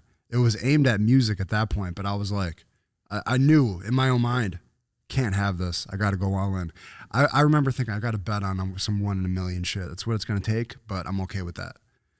I didn't understand kids that didn't have a mentality like that didn't wake up and have something they were getting after. My best advice for somebody getting out of high school is to, first of all, don't get yourself wrapped up, and we've bitched about this a lot. Do not get yourself wrapped up in a bunch of unnecessary debt or ruin your credit. Protect that shit at all costs. Give yourself time to breathe too. I didn't know what I wanted to do in life till I was 25.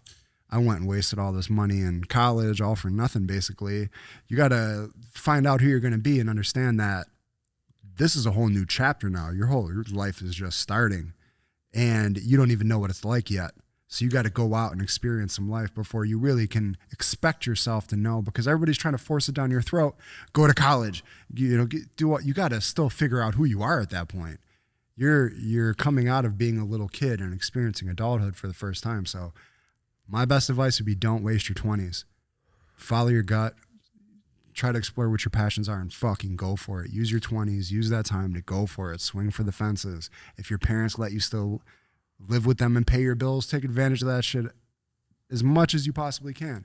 Save up your money and, figure out where your finish line is. But like Thomas said, you might not even know what the finish line looks like, and that's okay too. You just got to work with what's in front of you and just make sure you keep making steps forward. Podcasting didn't exist when we graduated high school and looked around and we're like, fuck, this is unacceptable.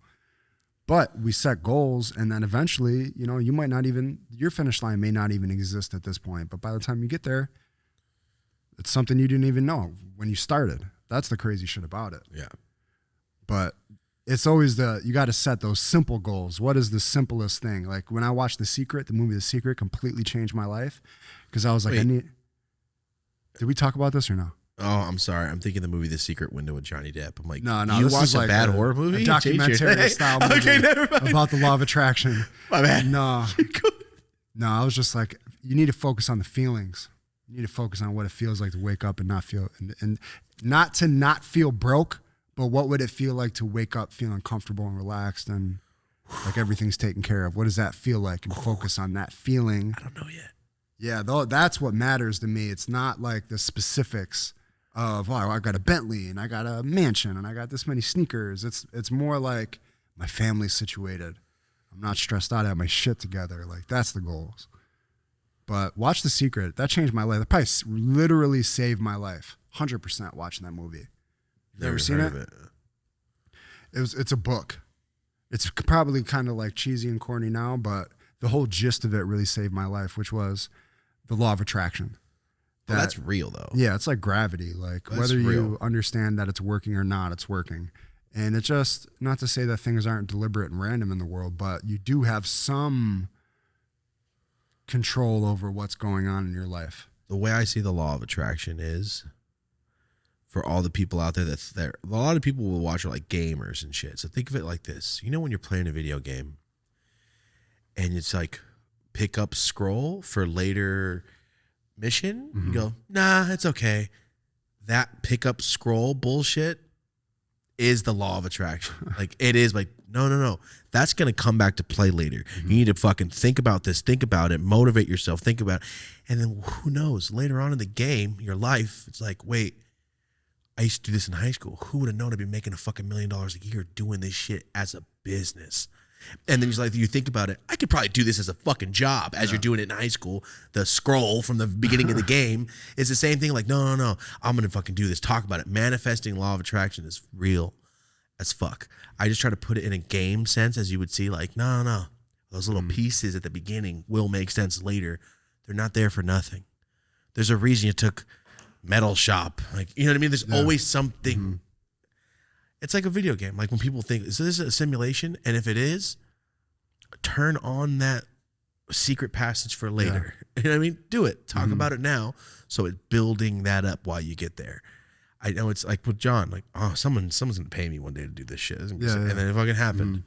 It's not just saying speak it and it'll happen. Just talk about it, think it, imagine yourself doing that shit. Yeah, the visualization and then it also is every day after that you got to move forward towards that. That's just a lifestyle at that point. That's the other component that people miss out of the movie The Secret. It's not just about the visualizing and the wishing. But that's how it starts. That's where it literally starts. how it starts. Because it starts in the mind. Everything that has ever come to be started in someone's mind.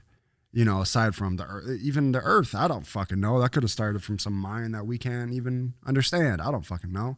But to plant it and to know that, okay, there is some finish line that I'm headed towards. If you're a kid that feels like you hate your life, or if you're just getting out of high school and not knowing what the fuck to do, you got people pulling you in all different directions. I would focus on that. What do I want to feel like? Fuck all this other shit. Like, how do I want to feel? What would that even feel? I remember the first time I like visualized like driving in a nice car. I remember like sitting there, what it would feel like to like drive in a nice car. In my mind, it was like a Bentley. And like just you could really sit there and in your mind make that shit happen. And you can feel it. Literally, everything is real. If it's like exhilarating. Do me a favor. When you're going to sleep later, try your best to feel everything and see it in your brain. And once you can like start doing that, I don't know why, but your brain's so much stronger than I think people understand. Like I can start thinking of things, and a couple weeks later, I'm like, hey, I remember I was just thinking about this the other day. Once you start looking for it, you see. Yeah, you start seeing little passes to it. Kind of already happened in life. It's weird, right? There's so many examples. It's like a fucking movie sometimes. It truly is. How many times you guys sit there and start thinking of a song? 40 minutes later, it's like on the radio. I'm like, that's an old ass song. I haven't heard that shit on the radio in years. I was just singing it in my head. I feel like your brain starts to look for things. And when you look for things, you meet the person you should have met. You fucking went to the party you should have went. Well, I don't like want to go to this party. I mean, look how we came together. Exactly. It's like, okay, you guys are meant to do this, but you were being a piece of shit for all these years and you missed the fucking link. But what about, oh, I went to that party. I did talk to that person. Oh, fuck, I met him. Oh, I met her. Oh, we did this. Oh, I did that. Oh, me and my wife, we met randomly, bumped into each other. Why? Well, I was late doing something and I wouldn't have missed it if I wasn't doing this. I was thinking of daydreaming about this thing I want to do. And I bumped into The world is butterfly effect. The world is all that shit. That's just how it happens. It's not only that, but there is some of that at play. You know, there's been so many times in my life where I could attribute. It's how I think now. It's just the way my brain works. Is that I'm kind of like my brain doesn't really go on autopilot. I just try to be really deliberate with the things that I'm thinking about because I know that there's power in it, in what I'm placing my like real focus on and my real like intentions on. How you go out and deal with the world when nobody's looking, even like leaving a room better than you came into it type of shit. Saying, when no one's looking, that's your overall intention. That's what's kind of like reverberating out and back. And like, if you're somebody that your inner conversation's real nasty and negative, you're talking all this crazy shit about people, that's not real healthy for what we're talking about. There's a reason why you're losing. Yeah, it's a little bit just more of like a clean kind of. I had to rewire my brain. I really, really did. But I liked it because I wanted religion. I wanted something to call real. And I knew everything that was in front of me when I was getting out of high school. Right at this age, it was pivotal in my life. I knew it was all bullshit. Especially because I went to a private school for the last 3 years of high school. And like I said, I wasn't like the other kids in school. I was the kid that when they did their ceremonies, I was the only kid in the whole school that stayed seated. When they'd go do their little set, like there was like an auditorium, they'd go do the sacrament shit with the fucking bread and all that. The whole school I was the only one that sat and didn't do it. Out of respect for their shit. I don't believe in this. I was like 16. They're looking at me crazy. I transferred to the school. Oh my God, you fucking monster. I transferred to the school for basketball. I'm coming into this school with these Catholics. This full-grown father just said, out of respect, I shit on their religion because I don't believe in this shit. I didn't. I just think it's funny. It was funny out of how respect. I said that, but That's how I felt. I don't fuck with you. It would have been. I can't fake this. Yeah, I couldn't do it. I understand why you said that and what you mean. It's just really fucking funny, bro. The whole school looked at me like I was the like psycho. demon. Oh, that's the white rapper kid that doesn't fucking believe in God. Yeah, basically. I was so different. Yeah, now that I think about it. Oh my God. Yeah. Oh no. Yeah. Marty, think when they did their prayers and shit before class, I'm Marty's the only just fucking one dribbling. I'm just sitting there, just air dribbling. Yeah. I know. I was like, I was the only one who didn't grow up going to church. I already did. I had to like. And earlier, this guy said, "Don't be butthurt." It's a slap in the face to God. Yeah, that's real though. I know. It's just funny. Like, it's the same episode. Man, I wish I could go. I wish I could go back now. I would imagine these rants. 14-year-old version of me ranting about North Korea to this fucking. Ranting while he's like, all right, now I'm gonna cross you. Okay, go. Yeah. And they're like, good. That's what you're here for. All right. Yeah, you're here just to play basketball. Just play basketball. All right. We don't want your. Shut the fuck up, Marty. Martin Lawrence O'Neal. Yeah. That's another big one out there. Yeah. That's fucking great. Martin Lawrence. Hamburger. Damn. We could just do an entire show on fan questions. Okay. Can you go back to the notes? Thank you for your fan questions. That was Dope as Usual podcast on Instagram, okay? Holy shit. We're what time is it? An hour or something? Yeah, about an hour 15. Hour and a half. We're being extra mindful on this episode, We're trying. guys, because that upload time is a beast, and we gotta get this shit out. And it's Friday night, so here we go. I'm gonna bring something up right now that I as soon as I started talking about it to my friends, half the shit I scream at my homies, and I'm like, I need to do this on stage as stand up because sometimes I make myself laugh, and I look around like. Nobody? No, I got to write this down. And that's why my notes are just fast. All right, here we go. Did you guys hear in the news that they caught, you know what? Hour and a half, let me be mindful. I'm not going to give you this fucking backstory of Argentina and Nazis. I think we've already gone over that. I know a little, but I'm not going to go through it. That's my brain wants to go, no. Yeah. Let them know what's going on in the world and then get to the small. Here we go. Apparently, there's a 100-year-old man that's going to trial because they found out his real identity. He was a fucking Nazi sergeant or some bullshit. He was a Nazi. He's getting charged with 3,500 deaths right now, 3,500 murders of Jewish people. There it is. 100-year-old fucking Nazi is getting tried on trial. And here we go. He's getting on trial. He's 100 years old. I say, this is why I brought this up, because I started talking about what I would do. And I was thinking, no matter what, if that was me and I'm the guard, and I'd be like this, I'm going to slap the fuck out of this old man. Like, he's 100. I'm going to slap the fuck out of this old man when no one's looking. I'm going to punch him right in the fucking face. And then as I'm holding his hair, like, hey, you motherfucker, I'm going to make him watch fucking Seinfeld over and over. The whole series, like, Jerry, watch this. hello. Look, see this? You didn't get his parents, motherfucker. Look what happened. You see that? Like, that's, I was thinking, like, this all went through my brain as I'm telling it to my friend. He's taking a dab like that. Like, yeah, you see that? You wanted to stop that shit? You wanted to stop Festivus, bitch? Yeah, Festivus? What is that going on with that? You wanted to stop that shit? As I'm just popping. Look at his turtleneck. Look at it. Look at his fucking hair, huh? You like it's curly as shit. That's it. I said that all to my friend. And then I thought, yo, write this shit down, fool, because that is stupid. But it makes me laugh. Now imagine the guards at the prison just popping this old man in the mouth. I know it's elder abuse. I know it's super mean. I would take a shot at him. Yeah, it's fine. For sure. But, the 30-year-old version of you was a piece of shit. At least one. And be like, there's about 300,000 people right now that would be like, yeah! And then the other ones would be Nazi sympathizers. Yeah, they're all getting booted in the balls, too. Bro, I don't know. There's about 9 million dead people right now that would be like, yo, thanks. We appreciate it. My whole side, the other side of my family is Jewish. I never met him. But you got to hit him with the fucking Kramer. Just leave the red light on him. From the hot chicken place. I fucking love Seinfeld so much. But we wouldn't have Seinfeld, all right? That's pretty much what I was getting to. Like, you want to take this away? And then it just cut. See, this is the kind of shit I want to do on a show. And as the guy's just like tripping and it goes into what he would do and it comes back, he's just a nurse applying the guy's IV.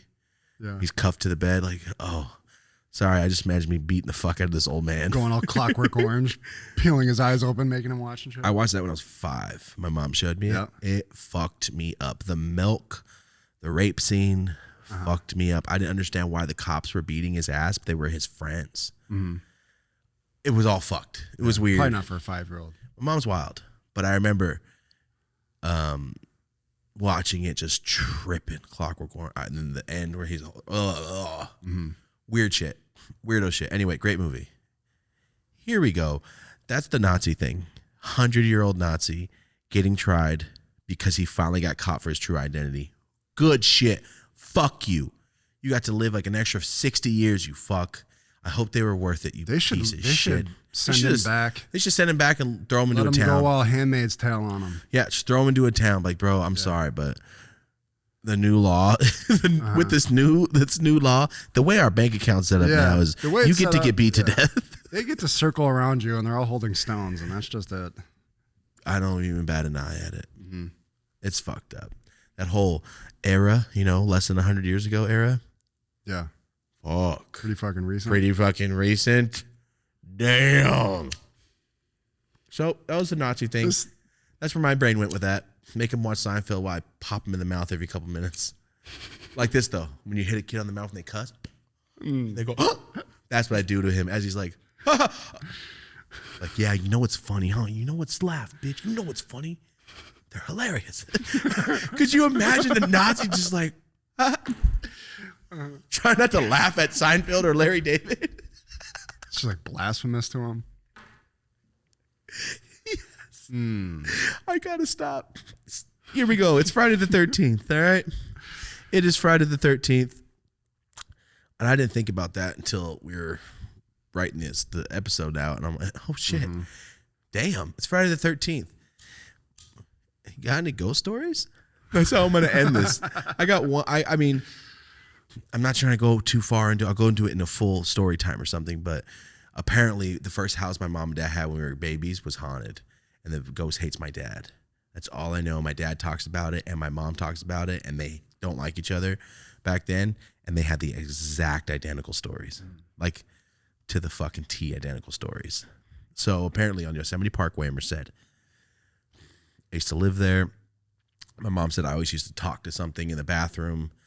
I was like a little baby, like trying to chill with something. And she's like, is there a fucking ghost in here this baby sees? And apparently my sister used to be talking in the room because she said there was like, yeah, like I'm hanging out. Like there's nobody fucking there. And my dad, this is the reason they moved. My dad told me the story and my mom told the story the same way.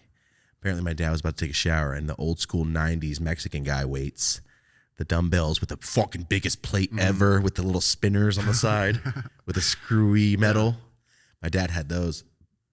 He said he put it in front of the door because the door never closed when we were walking around because we would just pop it open. And he's like, I don't want you guys always fucking try to come in the shower, you little kids. Like, this is I'm putting the weight there so you guys, I can take a shower without you guys fucking with me, basically is what he said. And he said he heard it like open and move. He's like, what the fuck? And he said he looked out and nobody was there. And then he said something just scratched his ass on the back hella hard. And he just popped out butt ass naked and ran out the house. Waited for my mom to come back.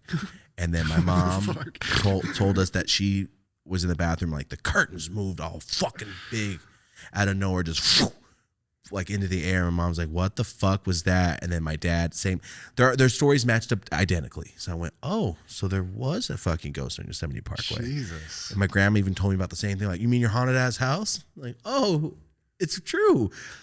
That's the only reason I bring that up is because that's something that happened when I was a kid. Ghosts are so fucking petty. Why not do some real? How about you be like, mow the lawn, asshole? Won't you fucking dust?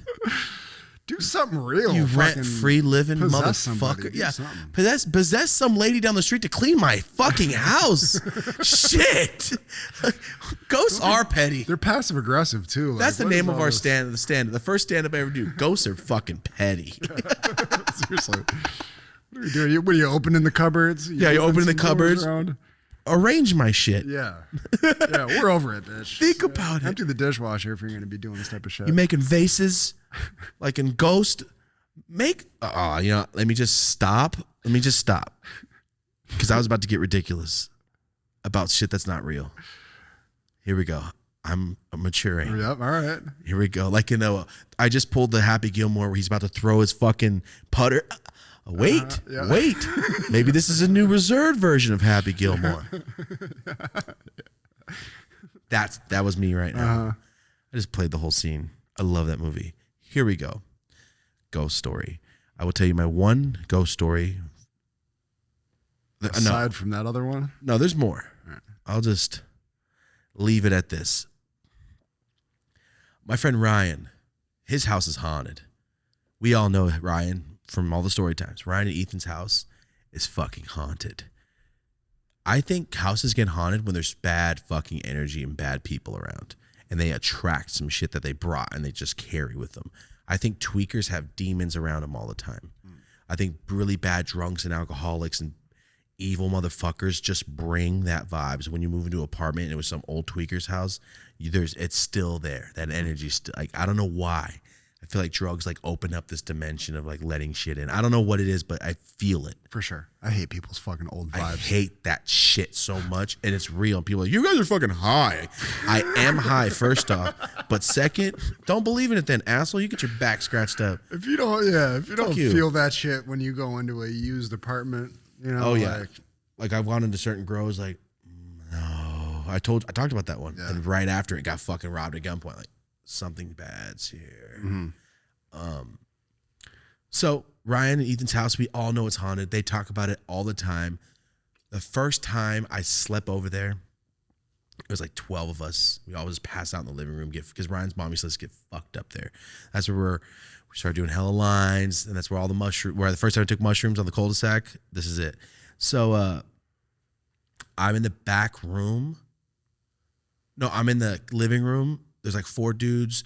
There's 2 beds in the back room, 2 dudes on the floor. Ryan's room, Ethan's room, and like their homies on the floor. Like, it's the pass out time house. You guys know exactly what the fuck I'm talking about. You're probably there right now watching this together trying to fall asleep.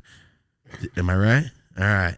Trying to hide the last bowls till everyone falls asleep so you don't have to waste all your weed. Yeah, it's that time. I'm in the living room by my motherfucking self. First time I've ever slept over there. And I'm like, it's okay. I know Ryan's mom makes the most Kool-Aid I've ever seen in my life. There was not 5 pitchers of Kool-Aid at all times. And these crazy-ass dollar store cookies. She would have this tub full of them. So I would, in the middle of the night, like, oh, hell yeah. All fucked up, cold-ass, you know what I mean? Like, all right, I'll stay right here.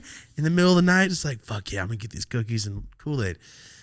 I'm laying there, and as I'm laying there, I just feel like someone is standing over me. And I'm trying to fall asleep, and I just, like, blankets to my eyes. I could feel someone like, someone's about to grab me. I could feel it. I'm like, you know when you close your eyes and you know something's there, you're like, oh God, don't put your blanket over your head because when you come back, you know something's going to be there. It's a movie. And I'm sitting there, I'm like, oh my God. And I turned my shoulder toward the couch and I felt it worse. And I'm like, no, I'm getting up right now. And I went and I laid right next to 4 other people on the ground. I don't give a fuck, with no cushions, no nothing, because I laid on the couch because I was like, I'm not going to sleep on the floor and be right next to all you fools. Nope. Crawled in like when fucking puppies all chill and go to sleep. That's what I did. I'm like, oh, fuck this. I will sleep between all this shit. I don't give a fuck. First night I ever slept at Ryan's. Here's the ghost story. Ryan and them always describe it as a dude in a black shirt. I'm like, you guys are fucking high. We're doing cocaine. I think you guys are high, but I believe in that shit. I am playing NFL Blitz. I'm playing NFL Blitz with 6'5". Steve, I've talked about. We're in Ryan's room. I'm looking at the TV. We're playing NFL Blitz. Steve's right here. No, sorry. I'm not with Steve. Sam. I thought it was Steve. Sam, the Asian guy with long hair. Used to play football with him. Sam, me, playing NFL Blitz. That's all we're doing, playing Blitz. And that's it. Everyone's in the garage drinking, and I'm like, fuck it. Once you go to a place so many times, you're like, I'm not missing on anything. I'm gonna go play Blitz for a while, come back out, we're drinking or smoking, people come over, people leave. It's the hangout house. So I'm like, fuck, I'll play Blitz with Sam. Fuck yeah, we're playing Blitz. And I'm doing this one, playing like, oh shit. And I don't hear a door open or nothing. But Ryan's door to his room's open. But on the other side of Ryan's room is the front door. It's pretty loud, and the dog. So I'm like, I didn't hear anybody come in. I didn't hear the garage door come in. But I just see some tall ass dude right here. The door's right here. I'm so sore. So I couldn't even point. I went to the personal trainer. Sorry, real quick. Yep. I went to a personal trainer, and I can barely move my fucking arms. That's why they're not fully extended. Everybody respects it. Everybody respects your pain. Oh, God. I just tried to point and went, So if you see me doing this, Anyway, I see the door's right here, but like 5 feet that way. I'm playing Blitz, and the only person over 6'2" in our group is 6'5". Ryan's like 6 foot. It's pretty much it. And Steve, 6'5", has a flat top. So I'm playing Blitz, and I see the guy like right there, but it's, you know what I mean? I'm not looking away from the game. I'm playing. I'm like, yo, what's up, Steve? 6'5", what up? Hey, fuck you. What's up, Steve? You know what I mean? You're home. He's like, oh, what up, fool? Hold on. All right, what's up? What's up, man? One of those. Like, I'm playing Blitz. Sam's playing Blitz. I'm like, all right. Fuck you. Oh, what's up? 3 times. I go, all right, fuck you then. What's up, Steve? And then the fool just does that. Walks off. And as I walk off, I look, and I just see the hand leaving the doorway and the back of the shirt. I don't really, I think it's like, it's not like he's wearing jeans. I can't tell you the pants. Let's just say that. I just remember the movement as he's walking away, and I looked real quick like, is this fool, what's going on? You didn't say hi to me? Fuck you, Steve. Like, I was at your house last night. Fuck you. It's friendly, like, eat a dick. I was just talking shit. So as he walked away, I'm like, is this fool really walking away? And as I look, it's just like the back of the shirt, the hand out the doorway. I'm like, fuck you, Steve. And I think nothing of it, and I just keep playing. Playing Blitz. Me and Sam are playing. About 3 minutes later, remember, I thought it was Steve, went to the left and left. Went to the left of my doorway, my vision, and went out. That's the end of the house. The only ways to get out of the house are in the front, which is to the right. I'm explaining this because it makes sense. Not a sound effect? All right. Not a sound effect. Goddamn paranormal. We just heard at least 3 different people screaming right now. All right. All right. Cool. Well, when we move the set, we're definitely going to need some sound protection because that was fucking loud. Here we go. Damn. About 3 minutes later, after I'm playing Blitz and Steve didn't say hi to me at all, Steve walks in the fucking door. The front door, comes straight to the room. What's up, guys? I'm like, sup, Steve? Like, what? I'm like, fuck you, fool. I said hi to your ass 3 times. You didn't say shit. He goes, I just got here. I'm like, oh, it must have been some other dude that came through the garage that I haven't met or I didn't know was here. Because I knew who was here. I'm like, we're all drinking. I'm just going to go to the fucking and play. And he must have came through the garage. I'm like, okay, it's somebody else. I'm like, you just got here. You're wearing a black shirt? And Steve was wearing a black shirt too. I'm like, fool's talking shit. I go in the garage after to play the game. I'm smoking a cigarette. I look around. I'm like, has anybody else come? He's like, no, it's just us. Like, nobody else has been here. No? Yo, Ryan, I saw the fucking ghost. I finally went, yo, Ryan, I saw the ghost, fool. He goes, what are you talking about? Let me hear. Because I always told him, yeah, right, motherfucker. He's like, no, it's haunted. It's fucking haunted. That's why he always had everybody sleep in the rooms together. Oh, my And I was God. like, we're good, bro. I'll just be on the couch. But when I felt that, I went, Like, and I it's went in. so haunted, he can't have a sleepover without. He huddling up. he sleeps with his door open with like weights in actively front of it. haunted every night.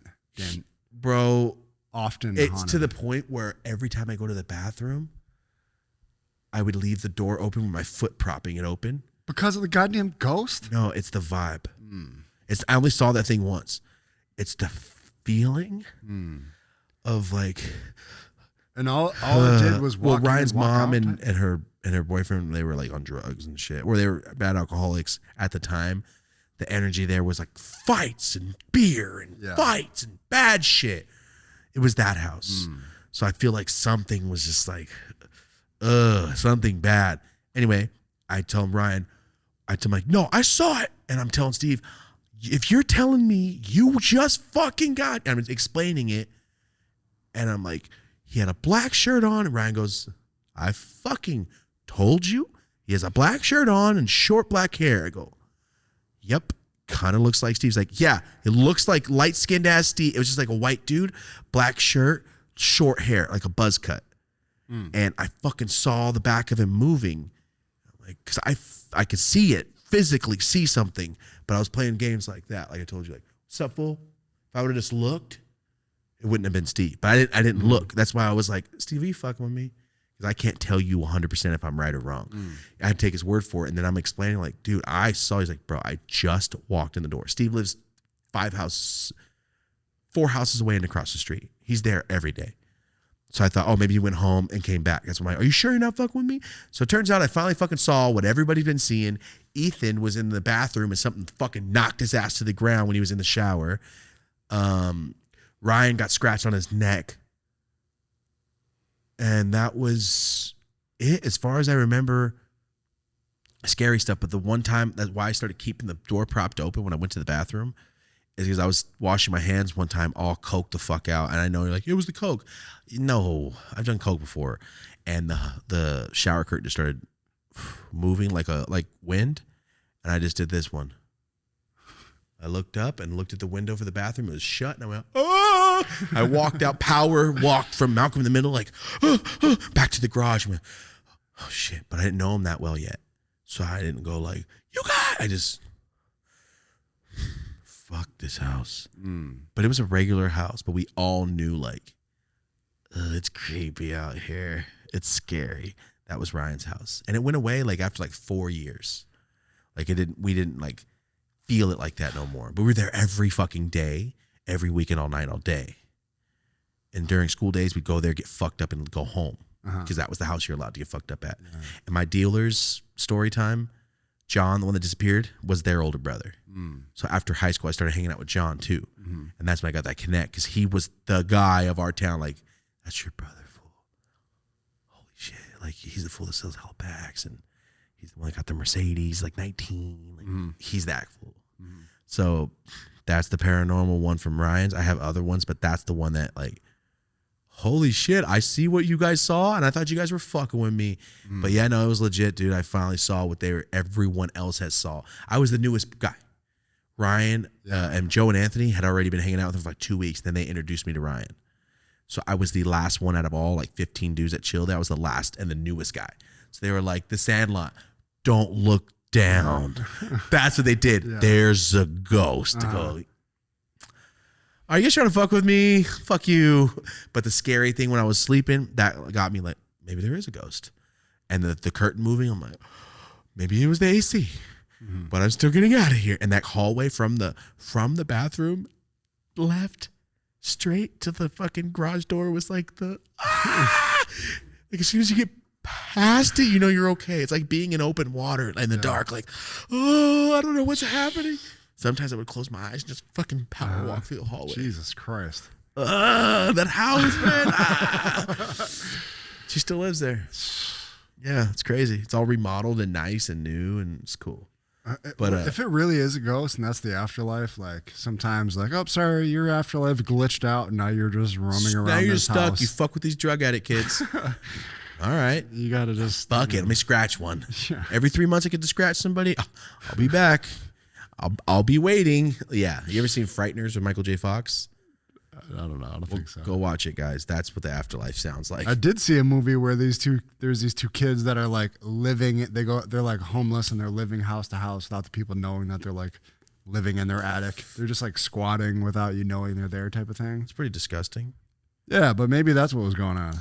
It was a fucking tweaker. It was just like hiding for for sure room and shit. I thought that at which house? I thought that at my nice house. Did I talk about this on the podcast? There was something in my house, my nice house in Merced. Maybe I'll wait for story time. But I waited until we drove off and we're a few blocks away. And then I started telling Rosie what I had been seeing in the house because I didn't want to scare her. I think somebody was living in my house, my attic. I think there was, and I was too afraid to like find out. Did you just call your attic an addict? Oh yeah, there was an addict in my attic. I liked it. I mixed. Yeah, I did. There might have been a drug addict in my attic. So one day I went to the top and I'm like, wait, what do you mean? What do you call it? No. I wasn't gonna say nothing. I don't call it an addict. I call it an attic. But oh no, I realized I fucked my words. No, I get that. saying. Okay. I thought you were gonna say like no. In the East Coast we call it this. No, I was gonna see if you wanted to keep going with this because I'm interested to know how you. There was a fucking dirty handprints on the part to get into the top. Like the days after I heard some shit, I went, okay. I'm very observant. I see everything, and I look and went, oh, walk past it. There's a fucking handprint there now. Oh shit! And when I was alone, I would hear shit move up there, and it always freaked me the fuck out. I never wanted to tell Rosie, but there was a few spots in my hallway where I felt something, like someone staring at me. I could feel this shit. But it was a tall ass house. If you see the pictures, our house was huge. It was one of those like, why is the fucking ceiling so high? How do you clean it? Yeah. One of those houses. Mm-hmm. So I feel like if someone wanted to live up there, they could. The first thing I did when we got here, I had somebody look up there. It was me. Oh, it was you? Oh, okay. It was you. I didn't want to go up there. Oh, it was you then. I just remember going, look in the back. Yeah. Make sure the back's good. The one warehouse we were going to get before this was definitely infested with tweakers. That warehouse was scary. We even turned the lights off when the thing went. It's like somebody shot this building with bullets. It's just beams of light coming in. Like, well, there's vampires, man. Stand in the fucking middle and you're fine. There was so many cracks. We would have never been able to film. You know that? Yeah. Oh, knowing what we know happy. now. Oh, I'm God. so happy we didn't get that spot. That Jesus spot Christ. sucked on dick. Whoa. Yeah. Anyway, I'll stop with that because there's a huge long story about the house. I'll do it another time. But the ghost at Ryan's fucked me up. That shit scared me because I thought, oh, I know what you guys see now because I saw it identically. What the fuck you tell me? Yeah, that's creepy. Everything It goes across people seeing the same thing. Yeah, they told me when I moved there. Yeah, he's got a black shirt on, tall ass dude. That's what they always say, tall ass dude. I don't like that. My friend Mundo, his mom is a medium. And I'm like, okay, your mom's a medium? She's a real medium. You know those Sylvia Brown people, you're like, she's fake. Yeah. She's a real medium. Mm-hmm. I didn't think that shit was real. Yeah, I've talked to a real medium before. Oh, she's real. She's fucking legit. Because I asked her about some shit. Because some weird shit was going on. I asked her.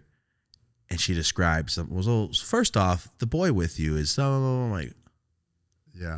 What'd you just say, bitch? I didn't say this to anybody, but one of my homies died. And I was like, I was like, oh man, I wish I could have fucking told him this shit. Yeah. And then she's like, so he wants to let you know that this, it's okay. He knows you mean it. Blah, blah, blah. I'm like, what did you just say? And she described him. I go, oh my fucking God. I didn't mention this online. Yeah. I haven't talked about this ever. What the fuck did you just say? As I sat down, she's like, your energy's amazing and I love you already. And I go, thank you. She's like, your girlfriend, as Rosie walked in, she's like, she's awesome. She's glowing. I go, all right. Mm-hmm. Let's get into this. And she goes, so before we start, the boy with you wants me to let me know. I go, the boy with me? I'm like, what are you talking about? And she described him. She described his face. I know the second she said something, a certain thing, I went, what'd you just say?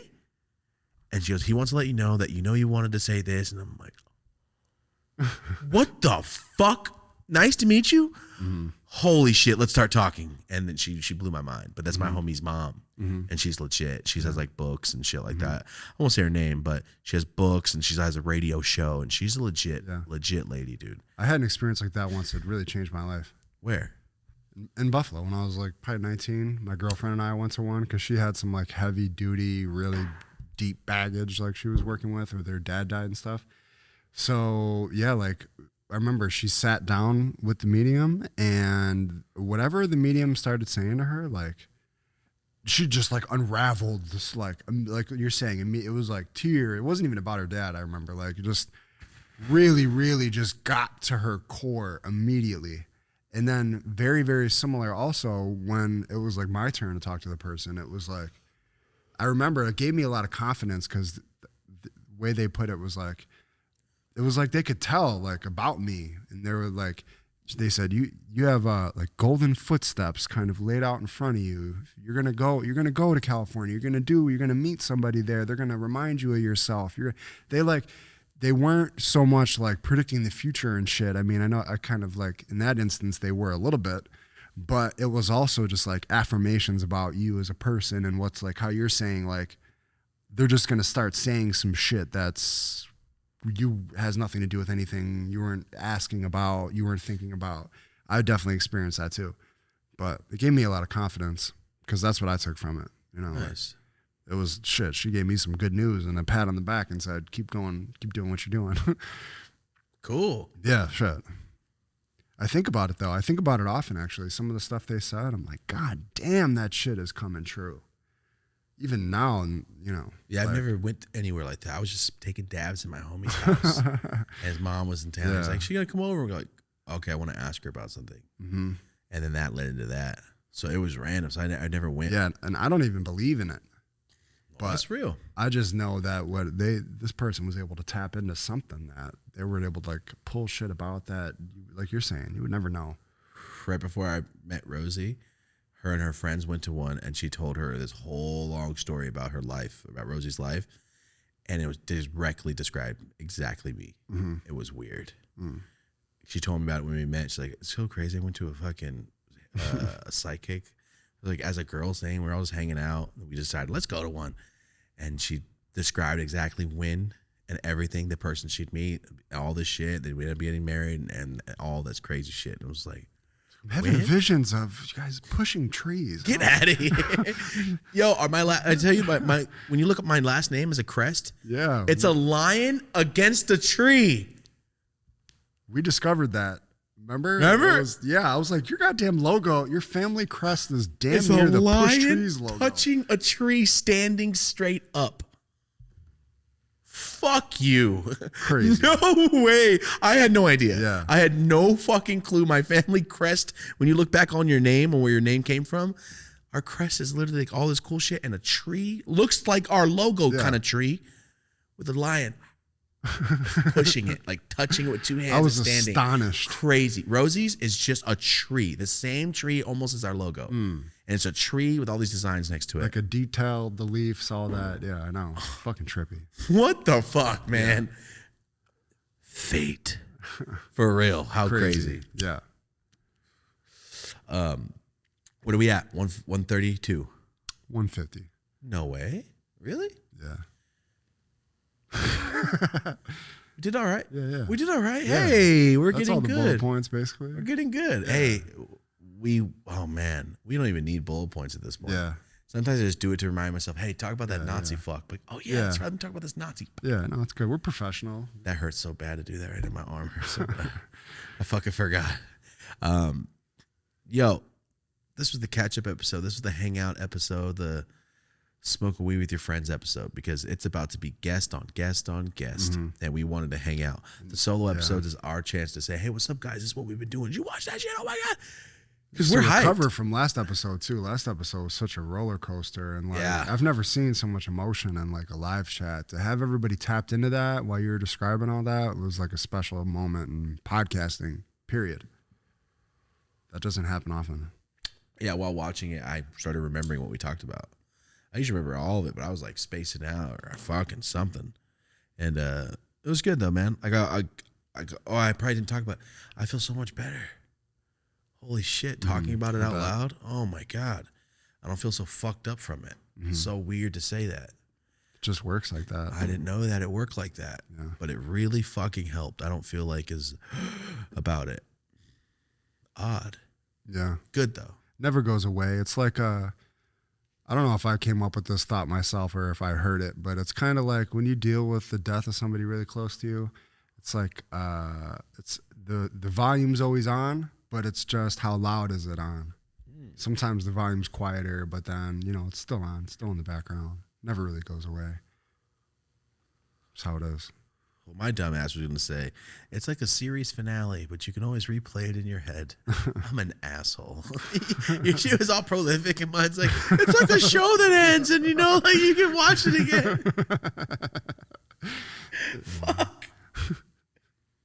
Jesus Christ. I think, yeah, that's it, guys. We just want to catch up, hang out. I don't even remember everything we talked about. Damn, these. Thanks. You make time fly by sometimes. Yeah, that's everything, man. With guests coming up, 100,000 subscribers. Appreciate you guys. We got the plaque. We actually got the plaque. So on next to the 500K is our next goal. 500K. We don't really do anything else on the channel. We should start like putting up some vlogs or like say, because we're going to have Sean O'Malley. What if we're just like do a vlog with him and get fucked up and post that on the channel, right? You know what I mean? Like, hey, this is what we did also this week. That'd be cool. Man, we're kind of getting to the point where we can start doing shit like that now. As far as like time and stuff. And yeah, dude, the schedule's working. I did 3 videos on Dope's Yola channel 1 week, and that caught me up. Yeah. So now I'm like, okay, next week, I already have next week's video done this week. And the next week after that is already going to be done next week. Oh, I'm never lagging now. Like right now, I just posted a video yesterday. I'm already almost done with the next edit. And the next video I film is Tuesday. So I'm going to be 2 caught up. And then I have another one I'm filming Friday. Ooh. About a month ago, you caught up. Yeah, I finally caught up to myself. I mean, obviously, we've never done this before. So we just had to make we had to get so much done to be able to get in front of everything somewhat. Literally we're going to work for 2 weeks straight to catch up enough to be 2 days ahead. Because if we had 3 more people, we'd be on schedule. But we're only 2 people instead of 5. And sadly, we lost. Deanna's gone. She went to another job. So now it's all Marty. Yeah. It's all Marty doing everything. But it worked. Like we're talking about timing and stuff. It worked out though, because some of my clients, I know, but it's all good. Workhorse ass Marty. I would rather have all my attention on this, even if it's the thumbnails and the clips. I would rather have my touch on it than being spread thin with 10 clients. Yeah, like you said, like Marty said recently, he used to have so many clients. It was his whole life was like, oh, what do you need? What do you need? What do you need? What do you need? What time is it? Fuck. Yes. But now it's like, okay, we're done working. You got your own thing doing. You're doing your own thing. Now you're down to what? 2 clients? Well, I got obviously the podcast, and then, you know, Dope as Yola is a whole separate client. That's a whole nother client, yeah. But then from as far as my comics that I work with, it went from 10 to 3, being Rogan, Rogan, Theo, and Sickler primarily.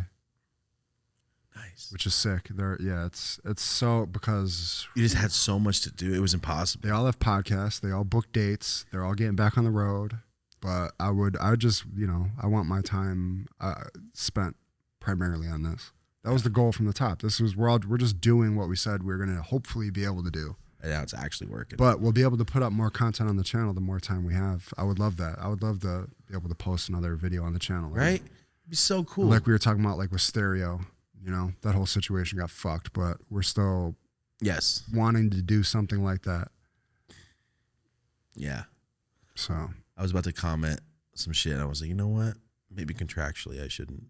Yeah, we'll figure that out. Yeah.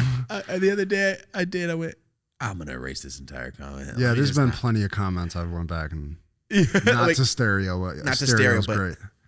Yeah. You know what? Maybe in the contract it says I can't do this, and then you guys will be like, we're going through this. 10 episodes ago, we were talking about, you know, I'll show up at your fucking door. Where's our money? We're still going through it, all right? But I won't say with who. It's not stereo, all right? It's not. We actually like them. But we might actually be going back on Stereo. Yeah. But, yeah, we're still dealing with that shit. It's all right. It's okay. Take it as a loss for now. Fuck. It's okay. Guys, yes, thank you so much. New sponsor today, Tushy. Shout out to Tushy. Not Tushy.com. It's Hello Tushy, all right? Let me say that again. It's HelloTushy.com. HelloTushy.com. We found out that Tushy.com is porn. Well, actually, Brandon, one of our employees. Is that how we found that out? Well, I was on the Zoom call with Tushy talking about the sponsorship, and then Brandon's like, yeah. Don't look up Tushy.com. He's like, I did it at work. We're in the whole FaceTime meeting with the owner and the CEO and all that shit with Tushy. And she's like, oh, yeah, no, we've had horror stories. Like, so hello, Tushy.com. Hello, okay? Not just Tushy.com. Oh, my God. And Brad's like, yeah, I was at work, man. And I pulled up the wrong side, like, oh, fuck. Could you imagine? No, I mean, like, How do you explain that shit? You look like a pervert, bro. So, yes, thank you to our new sponsor, HelloTushy.com. The bidet. Spray water directly into your ass. Bing. Yeah. We're going to get that on the soundboard. Yeah. Like Joe Pesci in fucking Home Alone. Yes. Oh, I love this. That's what I was thinking of. That's a reference I get. Good.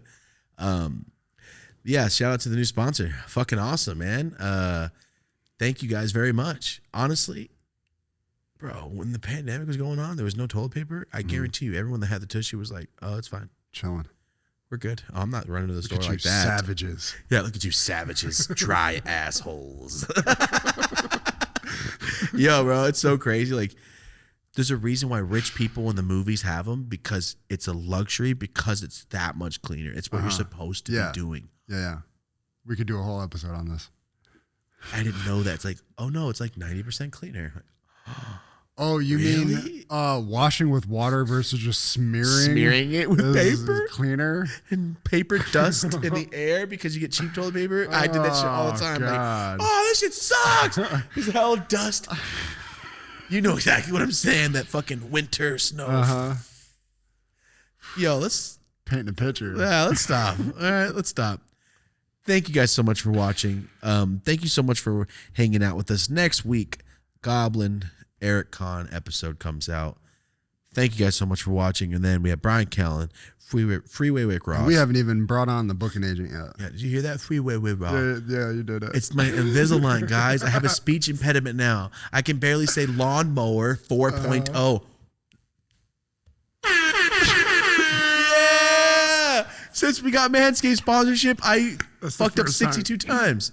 Lawnmower 4.0. Ooh, I got it again. He can't. That's can't literally say the it. first time you've ever said got it. Lawnmower 4.0. He always says lawnmower 4.0. Yeah, I sound like a little kid that can't say the R's. Lawnmower 4.0. It's because the Invisalign has gave me a speech impediment. You have to like back into it. You got to go. It's not the 3.0. It's the 4.0. That's the loophole I got. It's the lawnmower, but not the 3.0. It's the 4.0. And I got to chop it up. Yeah, you hate the chop. That's why the Manscaped ads are like this. Manscaped, dick. It's because I can't say 4.0, but I got it. I haven't been wearing my Invisalign as much. Oh, all right. I've been wearing it all day, actually, and I've been wearing it at night only. Man, well, don't fall off the Invisalign because I won't. I'm just waiting for my new guards because somebody wants to lag on my new mouth guards. I won't say where I go, but hey, man, hurry up. I've had the same mouth guard for like a month and a half. Come on. It's supposed to be a weekly thing. It's Get going it to the go. fuck together. It's the pandemic. I understand. But yeah, let's just stop. Spray water up your ass. Shave your dick. That's pretty much what we're saying. All right? Dick and fart jokes. Oh, bro. Come on. Look at our sponsors. Bring them them. Bring them. We're fucking ready. Also, get buff on it. All right. Marty, you got anything else to say? No. It's the last time we're going to be talking directly to the fans for a couple weeks. So Thank you guys, man. That last episode felt so great. It made me just proud to be a part of this, and like I just really felt great about it. And our fans are the coolest. Yeah, that's what I mean. Truly. It says Martin. You put your name as Martin, not Marty on stuff? And the government did that shit. Oh, okay. I was like, I don't fucking Martin's know, yeah. computer. What the Probably- fuck? Yeah. No, that's the my government- Apple ID. The government does that shit. Get out of here. I just looked at who's Martin.